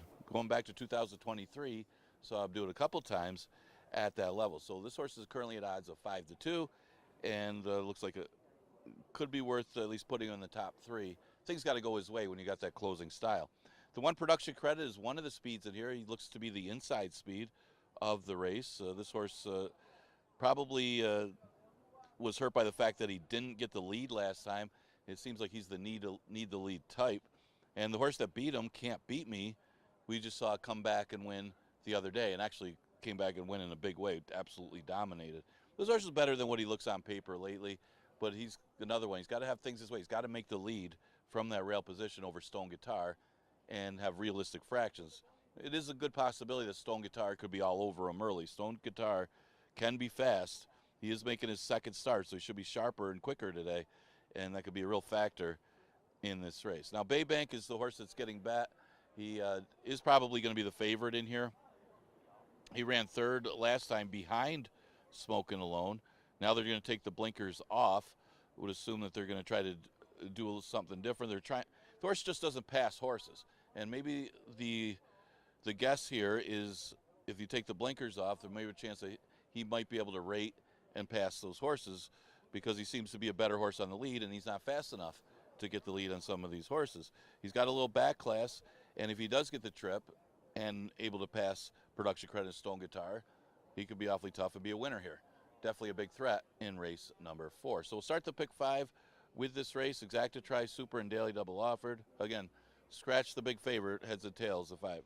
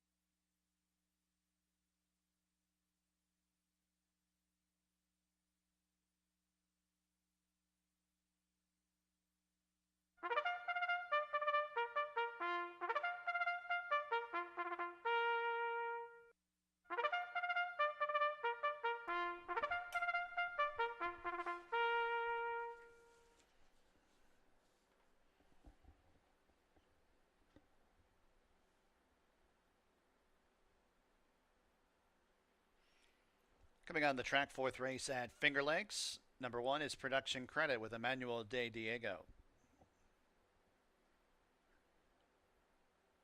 Number 2, Baybank, Kaber Koa. Number 3, Stone Guitar, Jeremias Flores. Number 4, Son of Darkness and Christian Navarro. Number 6, Smokin' Alone, Emin Harkey. And number 7, McDonough, Michael Davila Jr. Post time in just a few.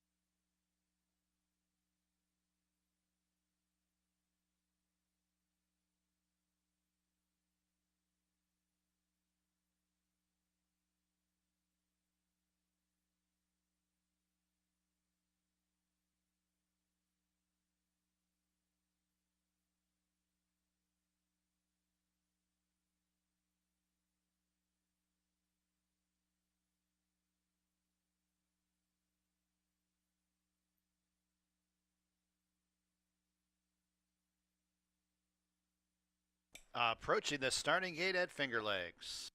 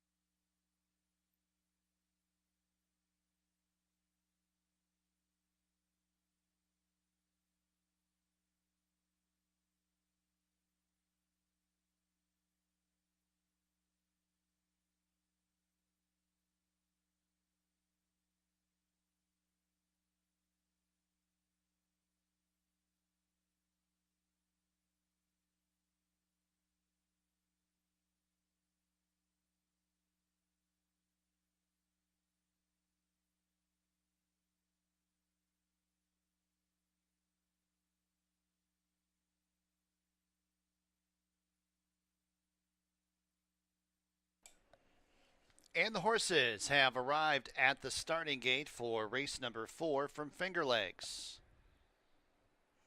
Field of 6 to go 5.5. Condition claiming race. Now even money on number 2, Bay Bank.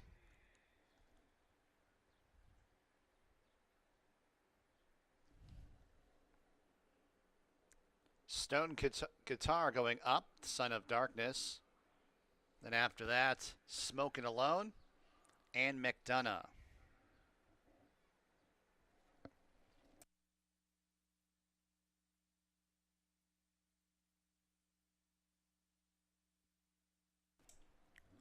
McDonough to the outside.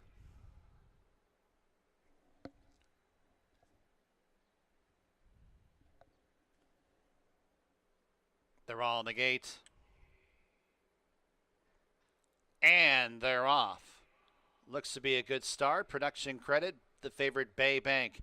Followed up by Son of Darkness, Stone Guitar, and McDonough. They're third, fourth, and fifth. And then 3.5 lengths back to Smokin' Alone, who's in the sixth and trailing position.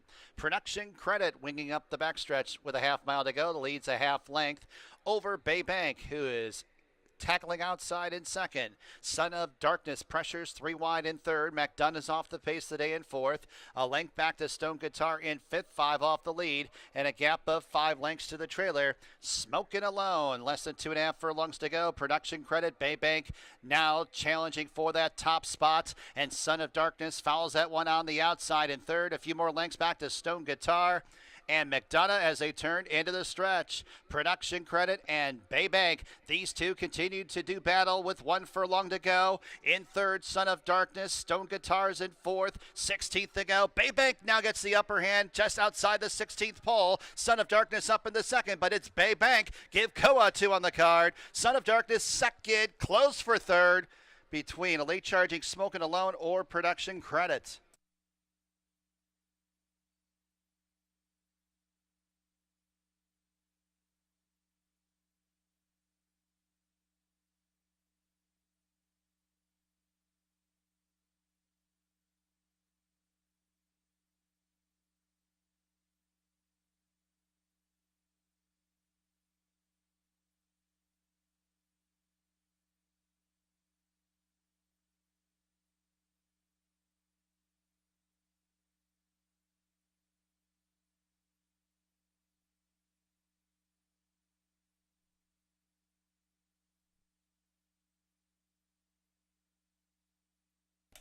Two, 4, and a photo for third. Number 2, Bay Bank, the favorite first. 5.5 furlongs, 106.45.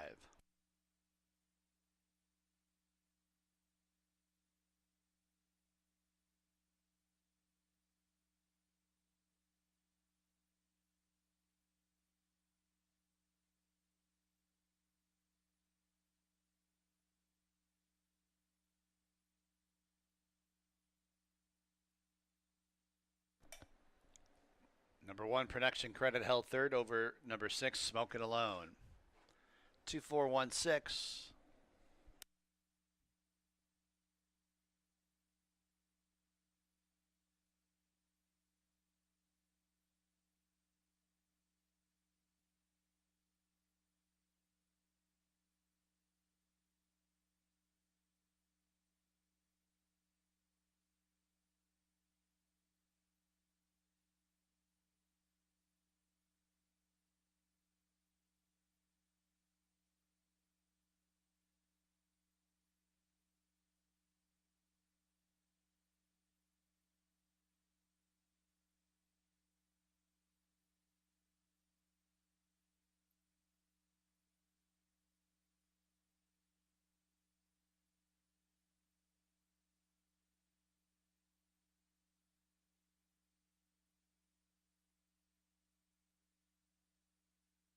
Fourth race is official. Baybank pays $4.10 to win. Back to the winner's circle, Baybank, New York bred. 5-year-old bay gelding by Central Banker out of Kiss the Wind. Dana Salt, owner, trainer, and K-Bear Koa with a riding double today. Kura, thoroughbreds bred, Baybank. Double $46.80. Exacta $51.50. 50-cent trifecta $41. Dime super $24.87. 50-cent pick three $52.12.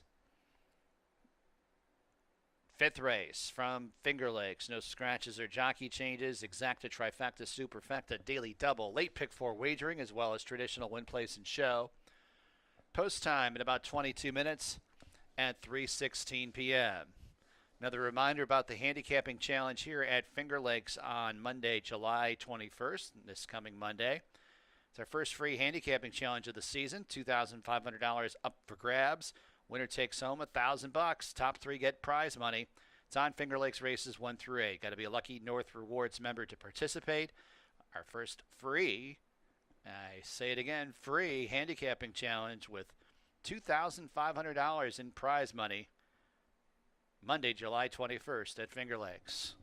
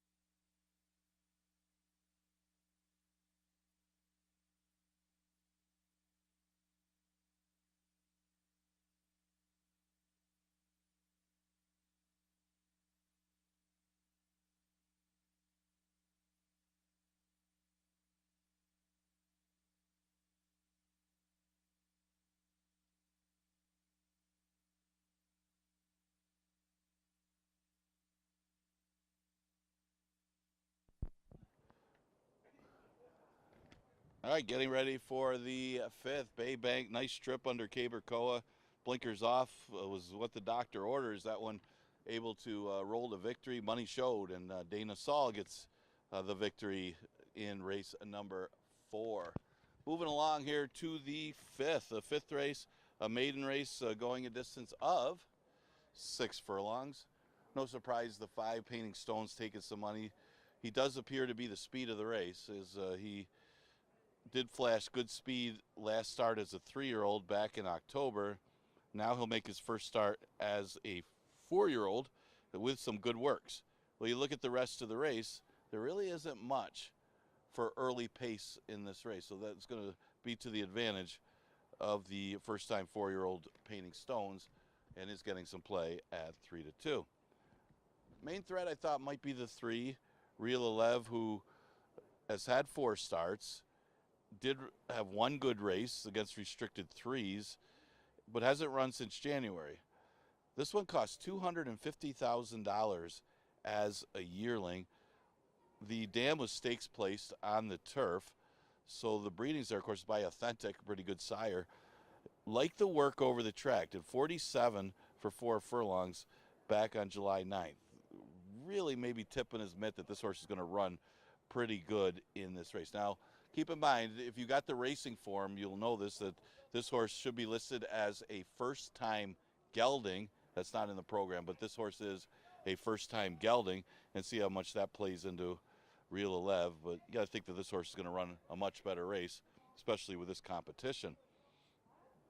The 7 Stormy's dressing, we know the thing with this horse, he needs the pace and something to run at. At least the racetrack will help him a little bit compared to the front speed favoring tracks that we've had. A little more fair today, that we can see horses come from out of it. But there isn't much pace in this race, so he might be up against it from a tactical standpoint, in a sense that there isn't much other than Painting Stones, unless somebody's aggressive and goes after that one early. I guess there's a possibility that Snowstorm could be a little more aggressive with the addition of blinkers. That would help the cause of Stormy's Dreaming. If he's got something to run at, maybe he can be heard from late. So I went with a 5-3-7. Pretty good at maiden race here for the 5th. We'll start the late pick 4, Exacta Tri, Super, and Daily Double, also available here.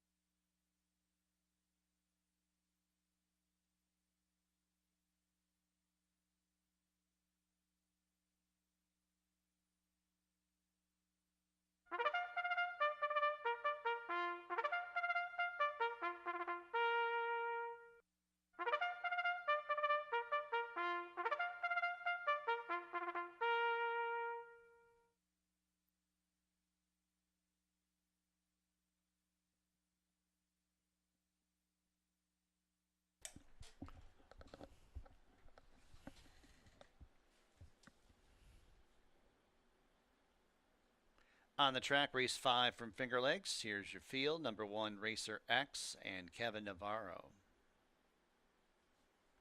Number 2, Chicago Charlie and Christian Navarro. Number 3, Real Aleve, Andre Worry. Number 4, Snowstorm, Joel Cruz. Number 5, Painting Stones, Jeremias Flores. Number 6, Not My Type, Rafael Regina Jr. Number 7, Stormy's Dreaming, Luis Perez. Number 8, My Kinda Crazy, Nasario Alvarado aboard. Post time in just a few minutes.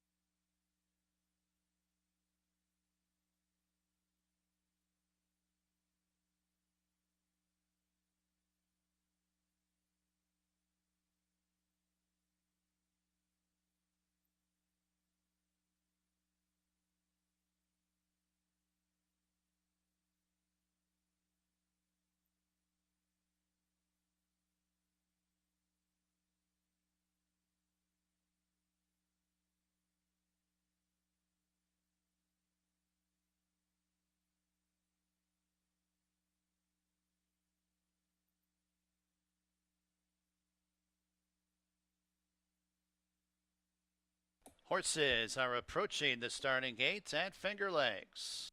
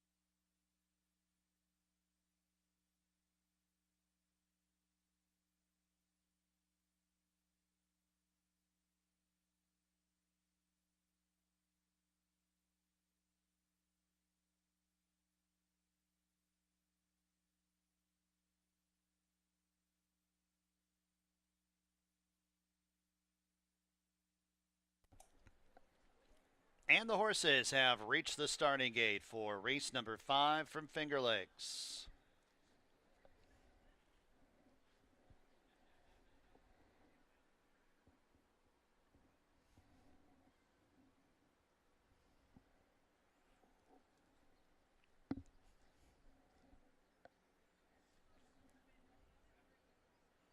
Painting Stones going up.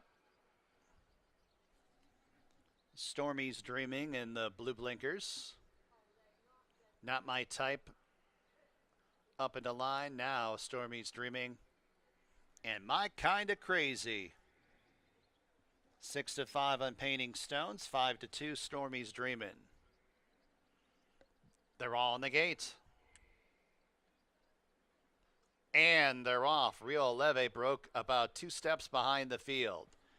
It's Painting Stones who blitzes out for the front end. Chicago Charlie in the red blinkers emerges in second. Snowstorm outside third. And then it's Not My Type in fourth. Followed up by Stormy's Dreamin'. 5 wide up the backstretch. Racer X is towards the fence and only 3 lengths off the lead up into a joint third. Rio Leve's in second last and about 4.5, 5 off the lead, and 3 lengths to My Kinda Crazy, who brings up the rear. It's Painting Stones who leads this group into the turn. The lead's about a length over Chicago Charlie in pursuit in second. Racer X towards the inside third. Rio Aleve's in fourth and 3.5, 4 lengths off the lead. Stormy's Dreaming's outside of him, then 2 lengths back to Not My Type. My Kinda Crazy, 10 off the lead and a length and a half to Snowstorm, who's at the tail of the field as they arrive at the top of the stretch, and it's Painting Stones who turns them in.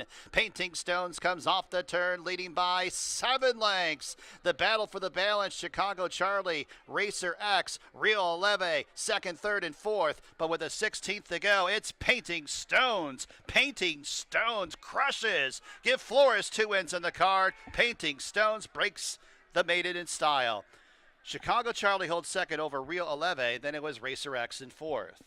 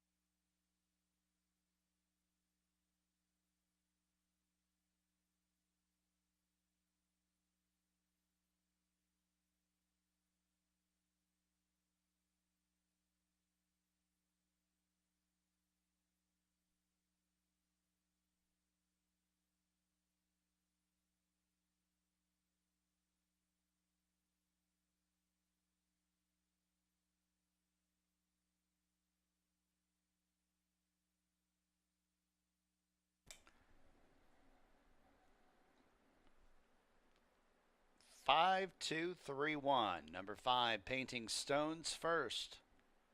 6 furlongs and 112.58.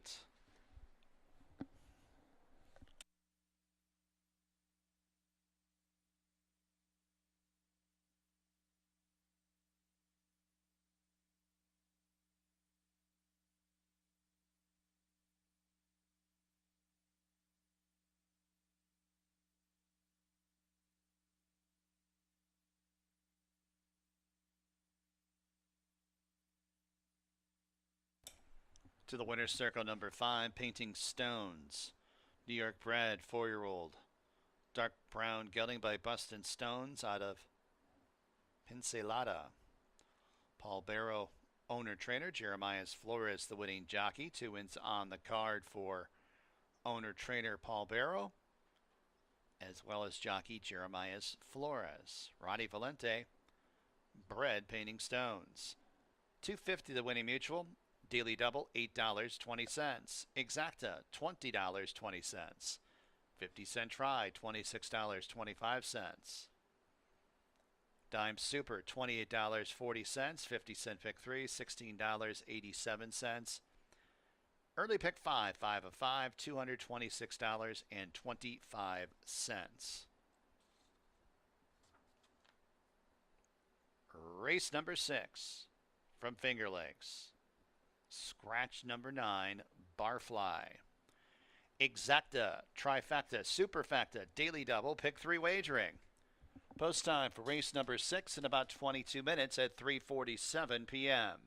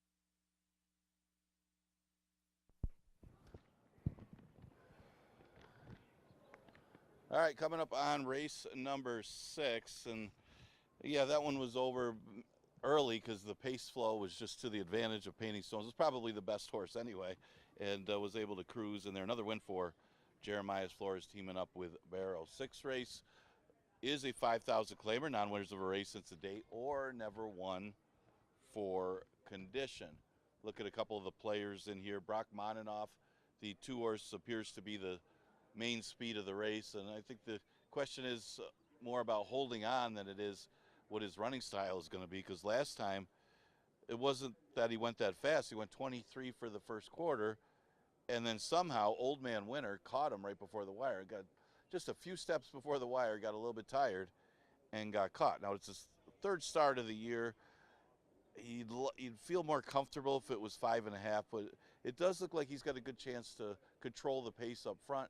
Maybe he can hold on a little better this time. He's right now a square price at 7-2.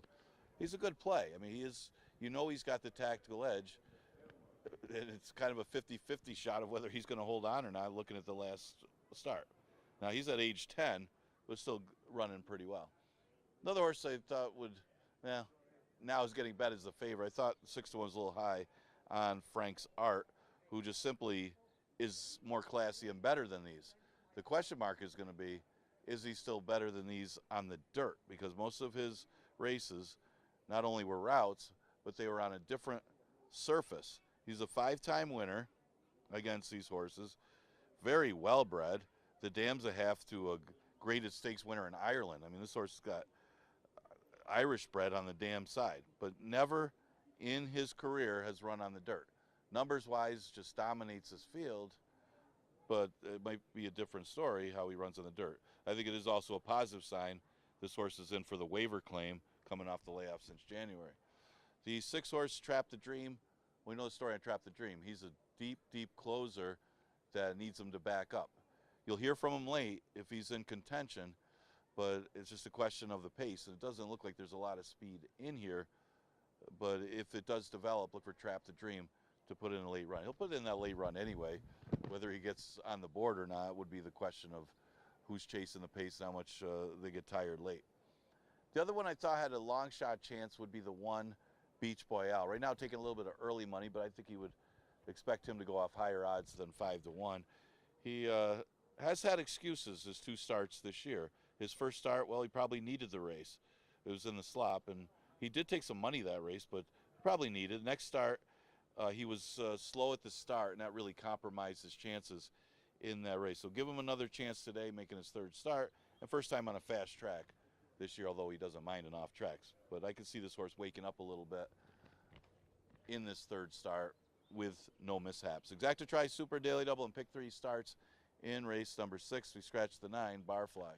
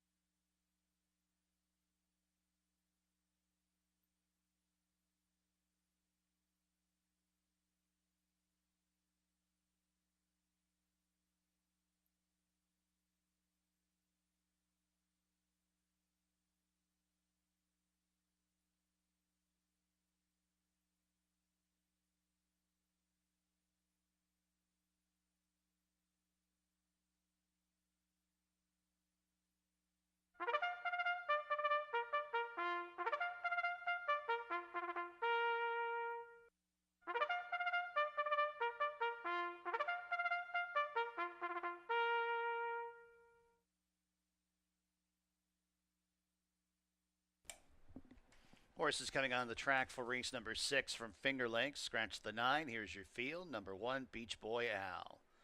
And Michael Davila Jr. Number 2, Brock Monanoff and Jeremias Flores. Number 3, Flash Kiss, Jose Baez. Number 4, Maddie's Express, Christian Navarro. Number 5, Frank's Art, Kaber Koa. Number 6 is Trap the Dream, Kevin Navarro. Number 7, What's My Category? Alexa Marie Cintron aboard. Number 8, Ribbons and Medals, and Emmanuel de Diego. And number 10, Central Love, Carlos Camilo aboard. Post time in just a few minutes.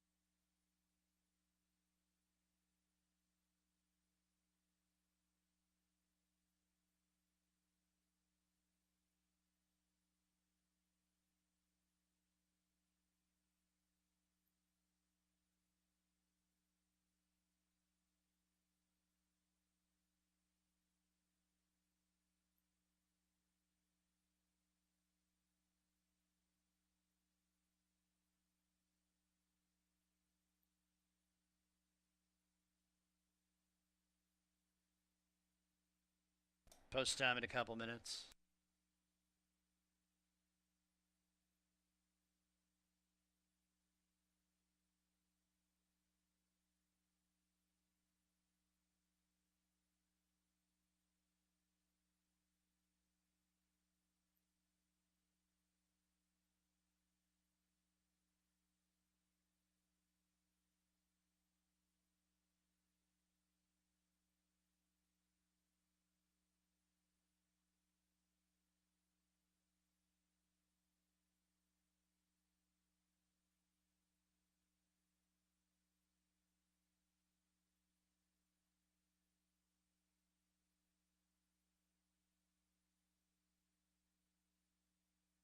Approaching the gate.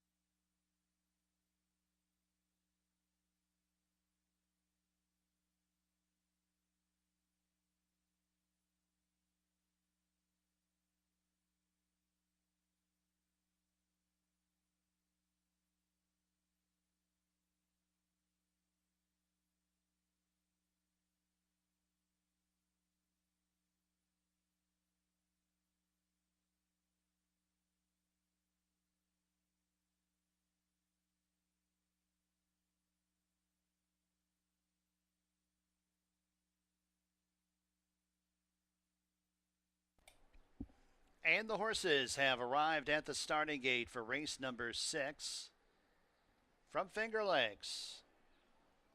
Field of 9 to go, 6 furlongs, condition claiming race. 2-1, number 5, Frank's Art. 5-2 on number 2, Brock Monanoff.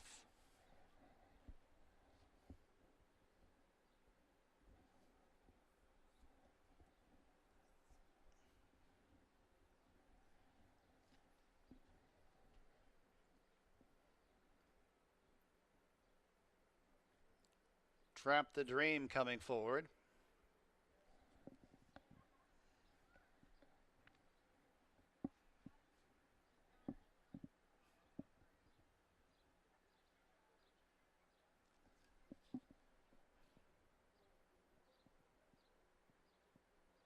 Ribbons and Medals and Central Love. 2-1, number 5, Frank's Art. 2-1, number 2, Brock Monanoff. They're all the gates. And they're off. Great start for Brock Monanoff, who goes out for the front end. Frank's Art flashing early speed second. Central Love in third. Ribbons and Medals races in fourth. What's My Category? Mid-pack and fifth to the outside of Maddie's Express. A length to Beach Boy Alice towards the inside in seventh. In eighth place, that's Trap the Dream. And 2 more lengths to the trailer. That is Flash Kiss. Brock Monanoff on top by a half length over Frank's Art, who's outside in second. And then in third, that is Central Love, followed up by Ribbons and Medals, 4 deep on the course. Maddie's Express towards the inside, 3 lengths off the lead from fifth up into third. Beach Boy Al is in sixth and 7 lengths off the lead. What's My Category is next, and a couple lengths to Flash Kiss, who's about a length in front of Trap the Dream at the tail of the field as they reach the top of the stretch. Brock Monanoff drifting out a little bit wide. Frank's Art comes to tackle. Maddie's Express towards the inside. Maddie's Express has every chance if good enough, and Maddie's Express is good and able to head Brock Monanoff at the 16th pole. It's Maddie's Express at 6-1. It's go on to score by about 3. Brock Monanoff second. Third, Trap the Dream. Fourth, Frank's Art.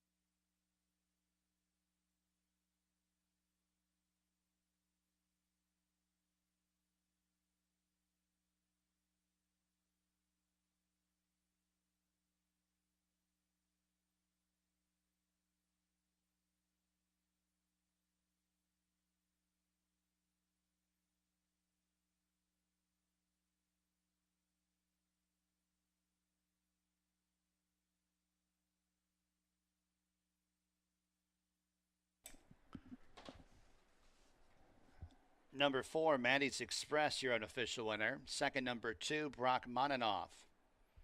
Third, number 6, Tramp the Dream. Fourth, number 5, Frank's Art. Just having a slight technical issue, but 4-2-6-5 unofficially in race 6 at Finger Lakes.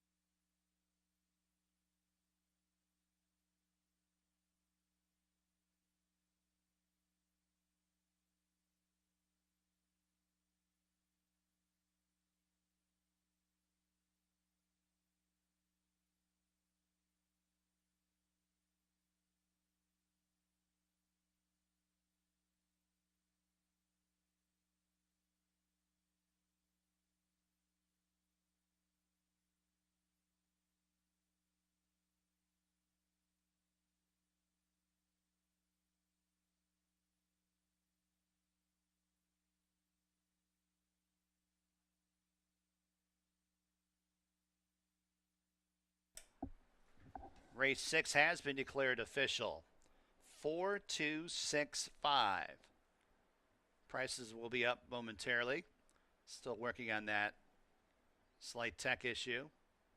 But 4-2-6-5, been told from the stewards, it's official. Mandy's Express to the winner's circle, New York bred. 8-year-old dark brown gelding by Admiral Kitten out of Taddy's Gold. David Oyola, owner trainer Christian Navarro, the winning jockey. Ruman Stables bred Mandy's Express.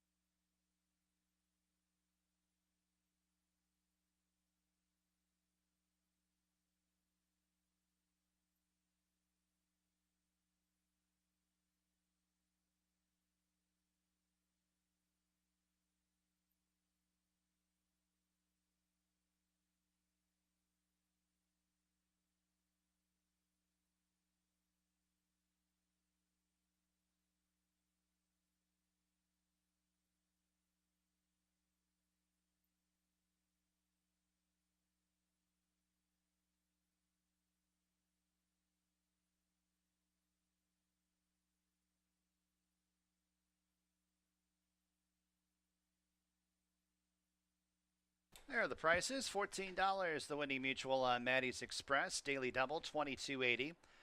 Exacta $67. 50-cent trifecta $77.75. Dime Super $87.05. Pick 4 4 of 4 $98.12.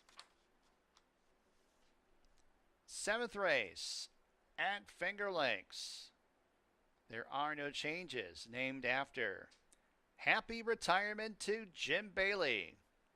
Exacta trifecta superfecta daily double wagering.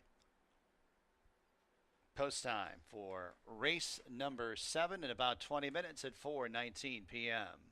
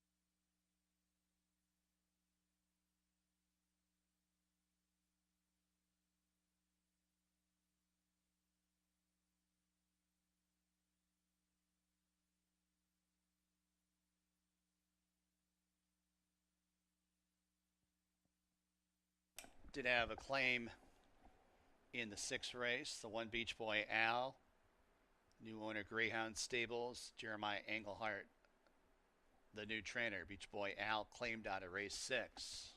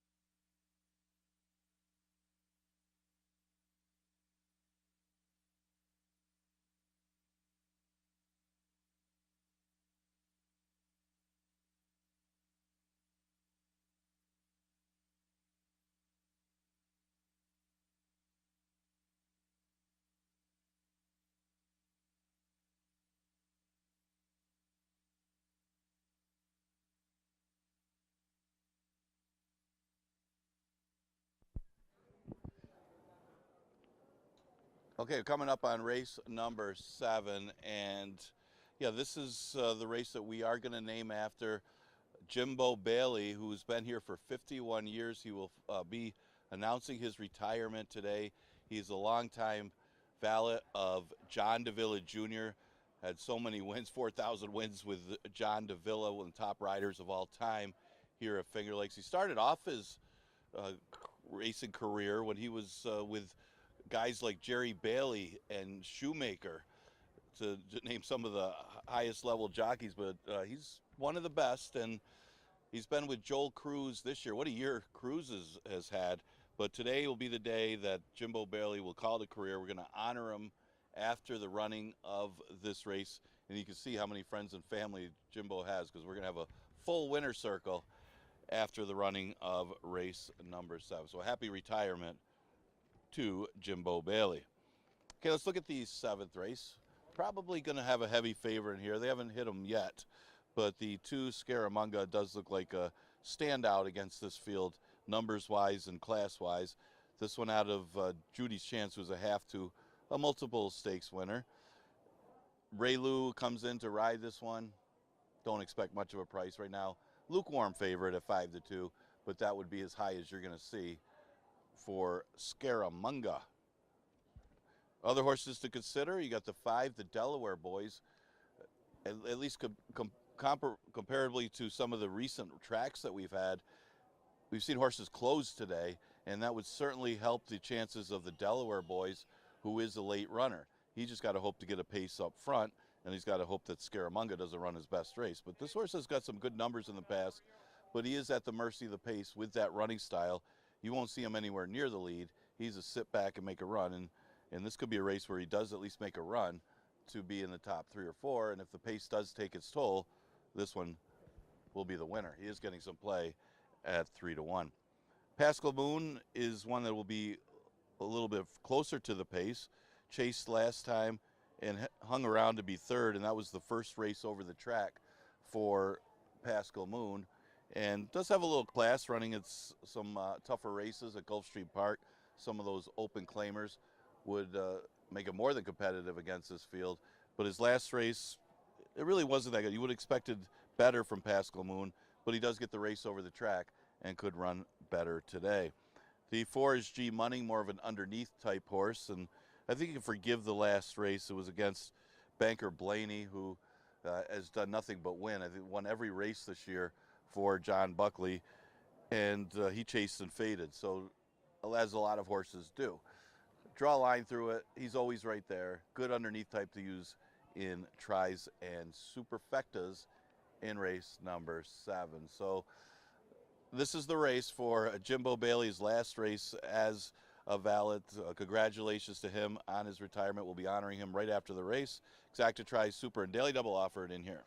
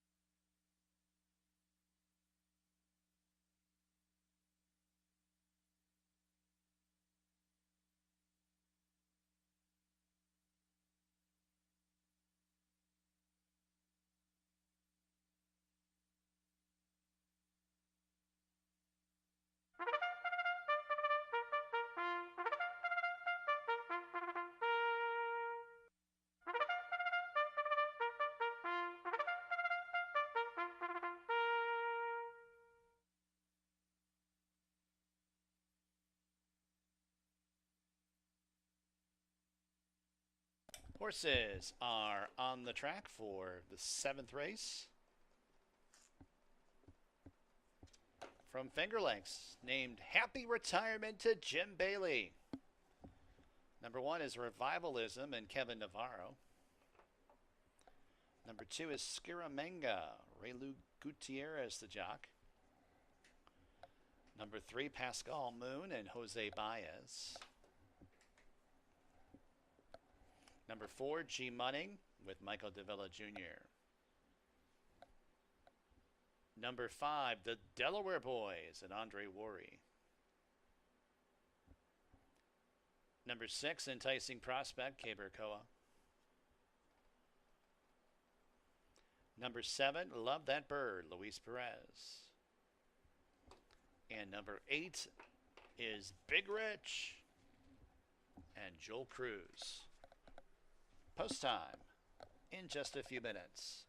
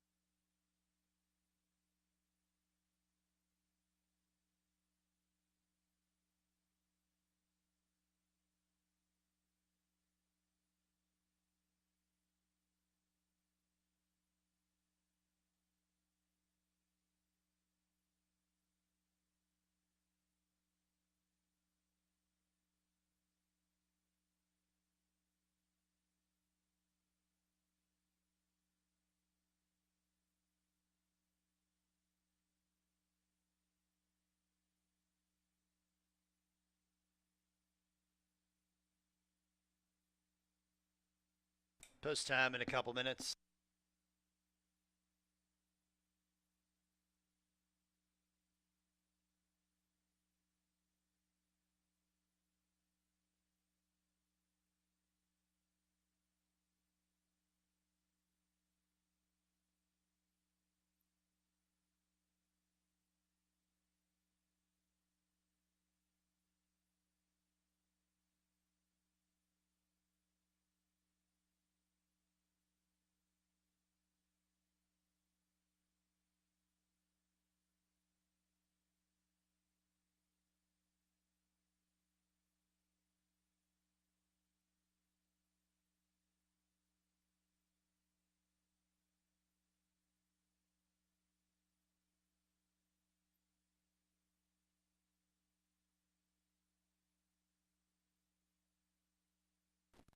Horses are approaching the starting gate here at Finger Lakes.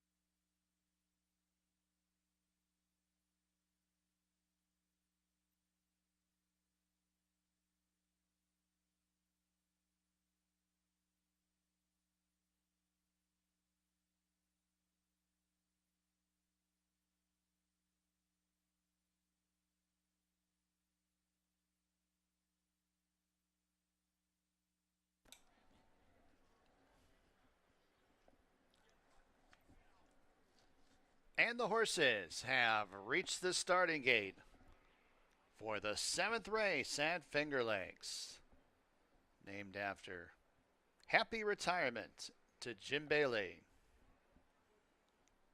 Got a healthy field of 8 to go. 6 furlongs, 6-5 on number 2, Scaramanga. Goes up into line. Pascal Moon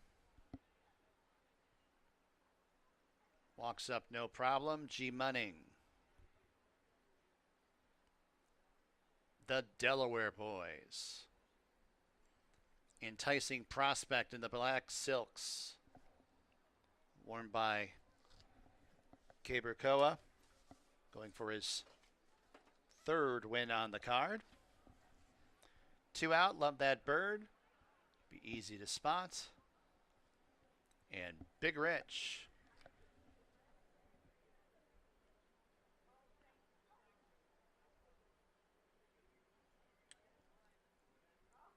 They're all in the gate. And they're off. G Munning wins the break and jets out for the lead. Scaramanga's up the inside in second, now contending for the top spot. As Pascal Moon, 3 wide third, about 2 lengths off the lead. Another 2 lengths back to Enticing Prospect, who runs along in fourth. Big Rich deep on the course. The Delaware Boys at the fence, now up into the top 5, 7 lengths off the lead. The Gray Love That Bird second last in is to the outside of Revivalism, who's at the back of the pack. G Munning still has that lead over Scaramanga in some tight quarters towards the inside in second, and then it's Pascal Moon in third, followed up by the Delaware Boys tugging at the jockey to go on. Enticing Prospect sweeps up to the outside, 3 lengths off the lead. Big Rich has 7 lengths to make up. 2 to Revivalism, who's 2 in front of Love That Bird as they reach the top of the home stretch. G Munning, Scaramanga able to fire on through with more racing room towards the rail, and Scaramanga on even terms with G Munning with 3/16 to go. The Delaware Boys is all over the racetrack, and then it's Enticing Prospect on the grandstand side. 16th to go. Scaramanga and G Munning first and second, and then it's Enticing Prospect, Revivalism up the rail late. Here's the winning line. Close. Scaramanga got a good bob, but that's a photo with G Munning, and it was close for third in the 7th from Finger Lakes.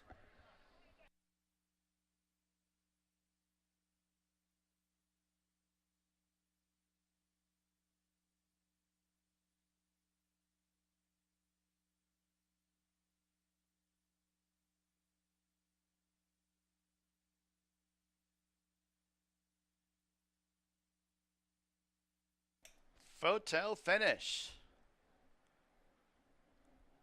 And the happy retirement to Jim Bailey purse.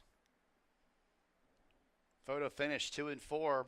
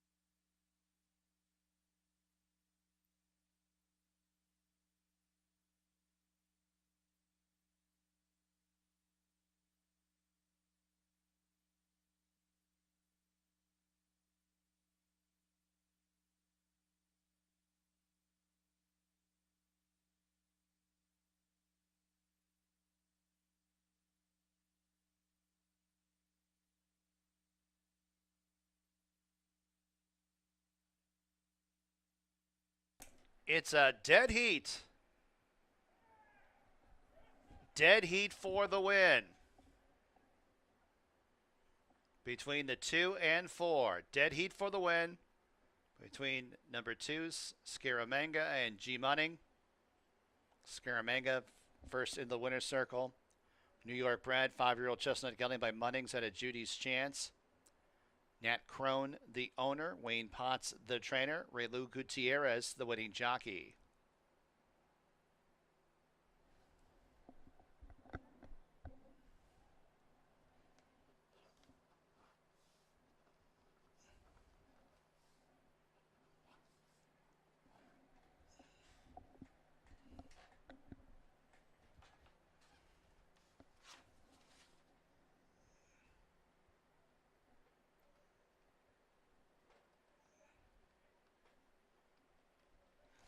And here's the 4, G Munning. New York bred 6-year-old dark brown gelding by Munnings out of 2 the 9s. Greg Benoit, the owner. Tim Murphy, the trainer. Michael Davila Jr., the winning jockey.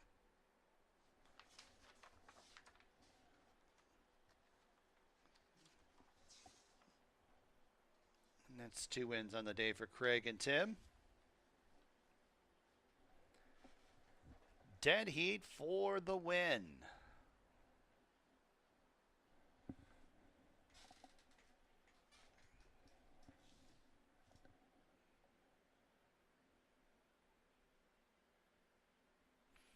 $270 the winning mutual on Scaramanga, $10.80 for G Munning, 442 $21.40, 444 $97.50, exacta 24 $23.40, 42 exacta $50, 241 trifecta $32.62, 421 trifecta $86.75, 2416 super $20.25, 4216 super $55.55. Now the 7th race is named after Jim Bailey, who's retiring today. Jim started walking hots at Barn 12 in 1969 for leading trainer H.D. Montgomery. And 56 years later, he's still working here at Finger Lakes Gaming and Racetrack. And today is his last day. He's been a jockey valet to the stars, if you will, for the last 51 years. His client list, quite impressive, including Hall of Fame riders, the late Bill Shoemaker, Jerry Bailey, George Velasquez, John Velasquez, and more recently, Jose Ortiz and Dylan Davis. Bailey was very blessed that agents gave him a lot of good riders to work with throughout the years. But his most precious relationship might be with John Davila Jr. They won a lot of races together. Jim said that when he saw John ride in Cleveland, he knew he was going to be a good one, and was he ever? As John has been a multiple riding title winner here at Finger Lakes. Chris Regal says Jim has been an absolute pleasure to work with. His professionalism and skills on display every race day, and we're going to miss him. And we all wish him well on his well-deserved retirement. Happy retirement to Jim Bailey.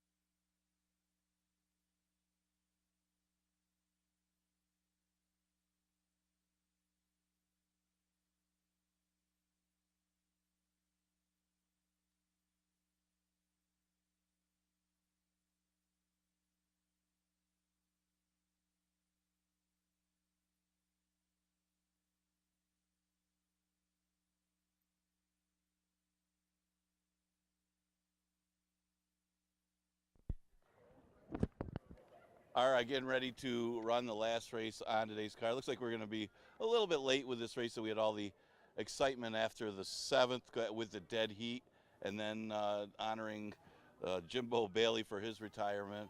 And so, obviously, happy retirement to Jim Bailey. Is Scaramanga and G Munning, I think it was when we did the Ed Babcock Memorial Purse last year. That's when we had a dead heat, the last time we had a dead heat.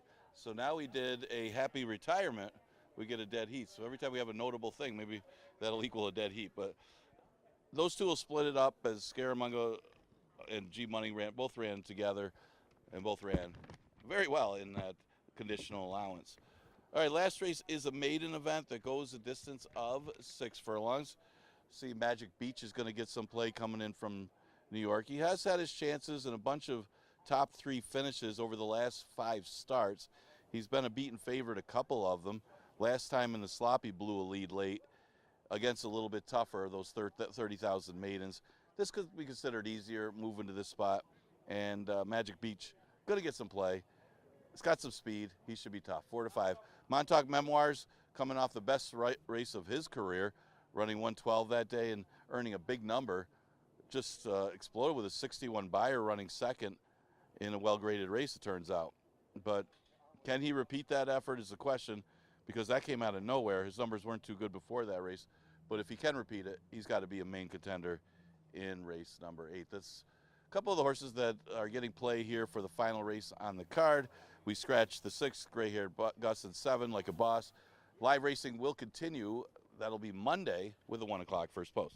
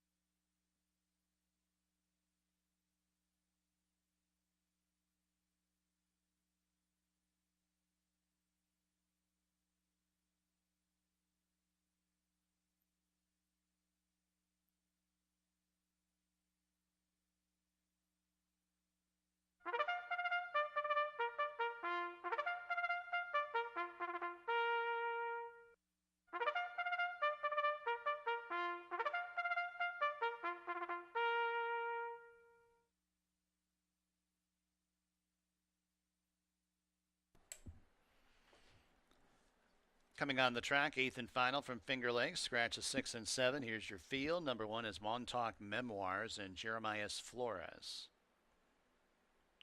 Number 2, Salt Spartan and Luis Perez. Number 3 is Magic Beach and Cabercoa. Number 4, Ragtime Prankster and Rafael Rohina Jr. And number 5 is Ex Machina, Andre Worry, The Riding Assignment. Post time in just a few minutes.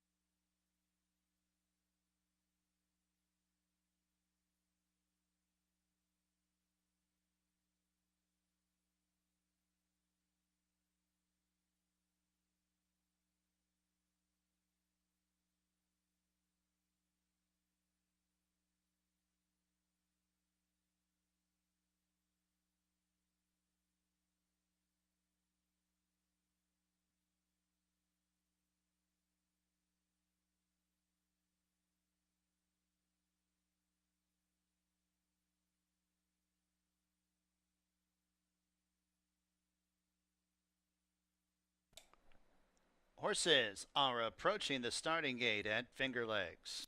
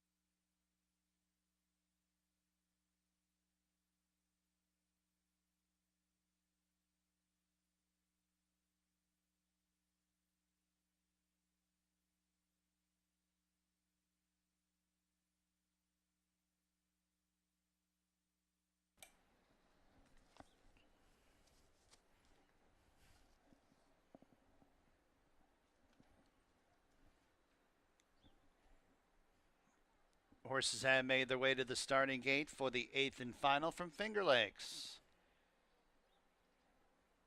Field of 5. Maidens going 6 furlongs. Even money number 3, Magic Beach.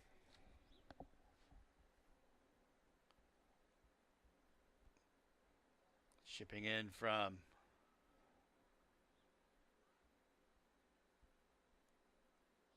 Aqueduct. Right now stabled at Saratoga, but last raced at Aqueduct. Belmont at Aqueduct meet. 8 to 5, number 1 Montauk Memoirs. Second in a maiden last time out. Ragtime Prankster into line. And then Ex Machina. Ex Machina. A first-time starter, the last to load up, backs off. Ex Machina, up and in, they're all in the gate. And they're off. It's Ragtime Prankster, but Magic Beach has the most early speed, and Magic Beach clears off by a length. Salt Spartan improving up the inside in second. Ragtime Prankster outside in third. Then 3 parts a length to Ex Machina, the firster in fourth, who's 2 lengths in front of Montauk Memoirs, who brings up the rear.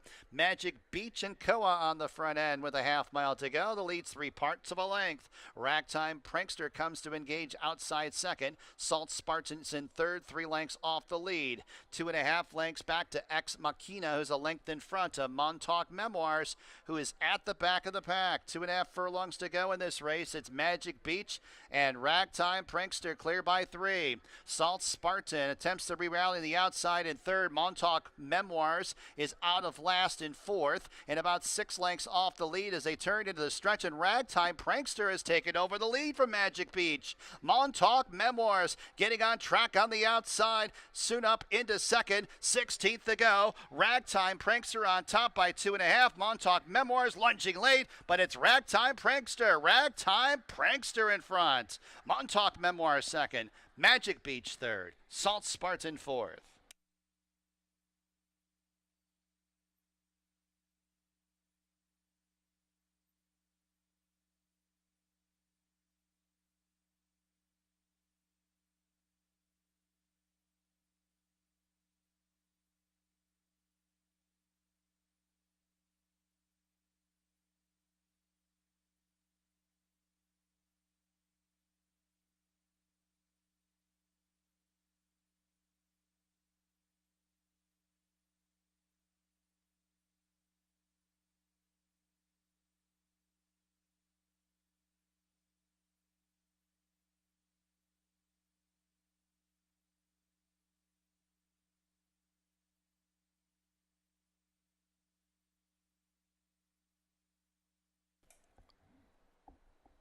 Monday's program is now posted online at fingerlakesgaming.com. Get a head start for the handicapping contest that will take place here at Finger Lakes on Monday, July 21st. Free contest, $2,500 in prize money, $1,000 for first place.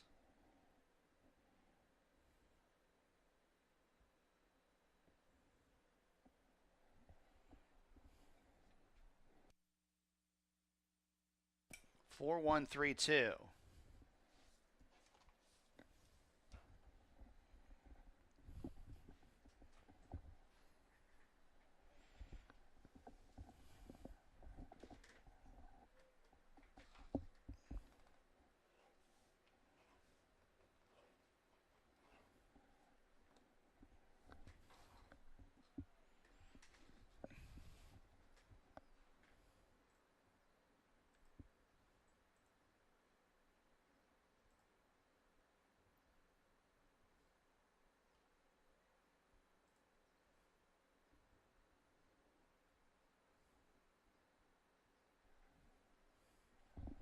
In the winner's circle, number 4, Ragtime Prankster, New York bred.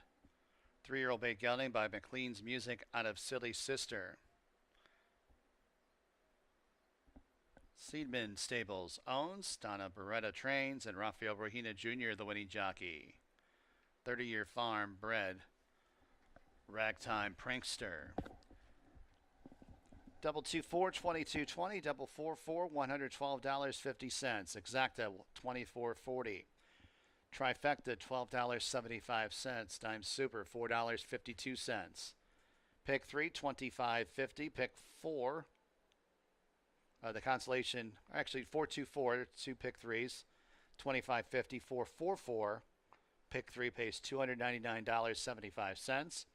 Pick 4, 4 of 4, $81.50. Pick 5, 5 of 5, 50 cents. Get you back $173.25. Eighth race is the last live race here at Finger Lakes for this Wednesday. Next live racing date will be Monday. First post at 1 p.m. From high atop the roof here at Finger Lakes Gaming and Racetrack, this is your track announcer, Bill Downs, signing off. Have a tremendous evening.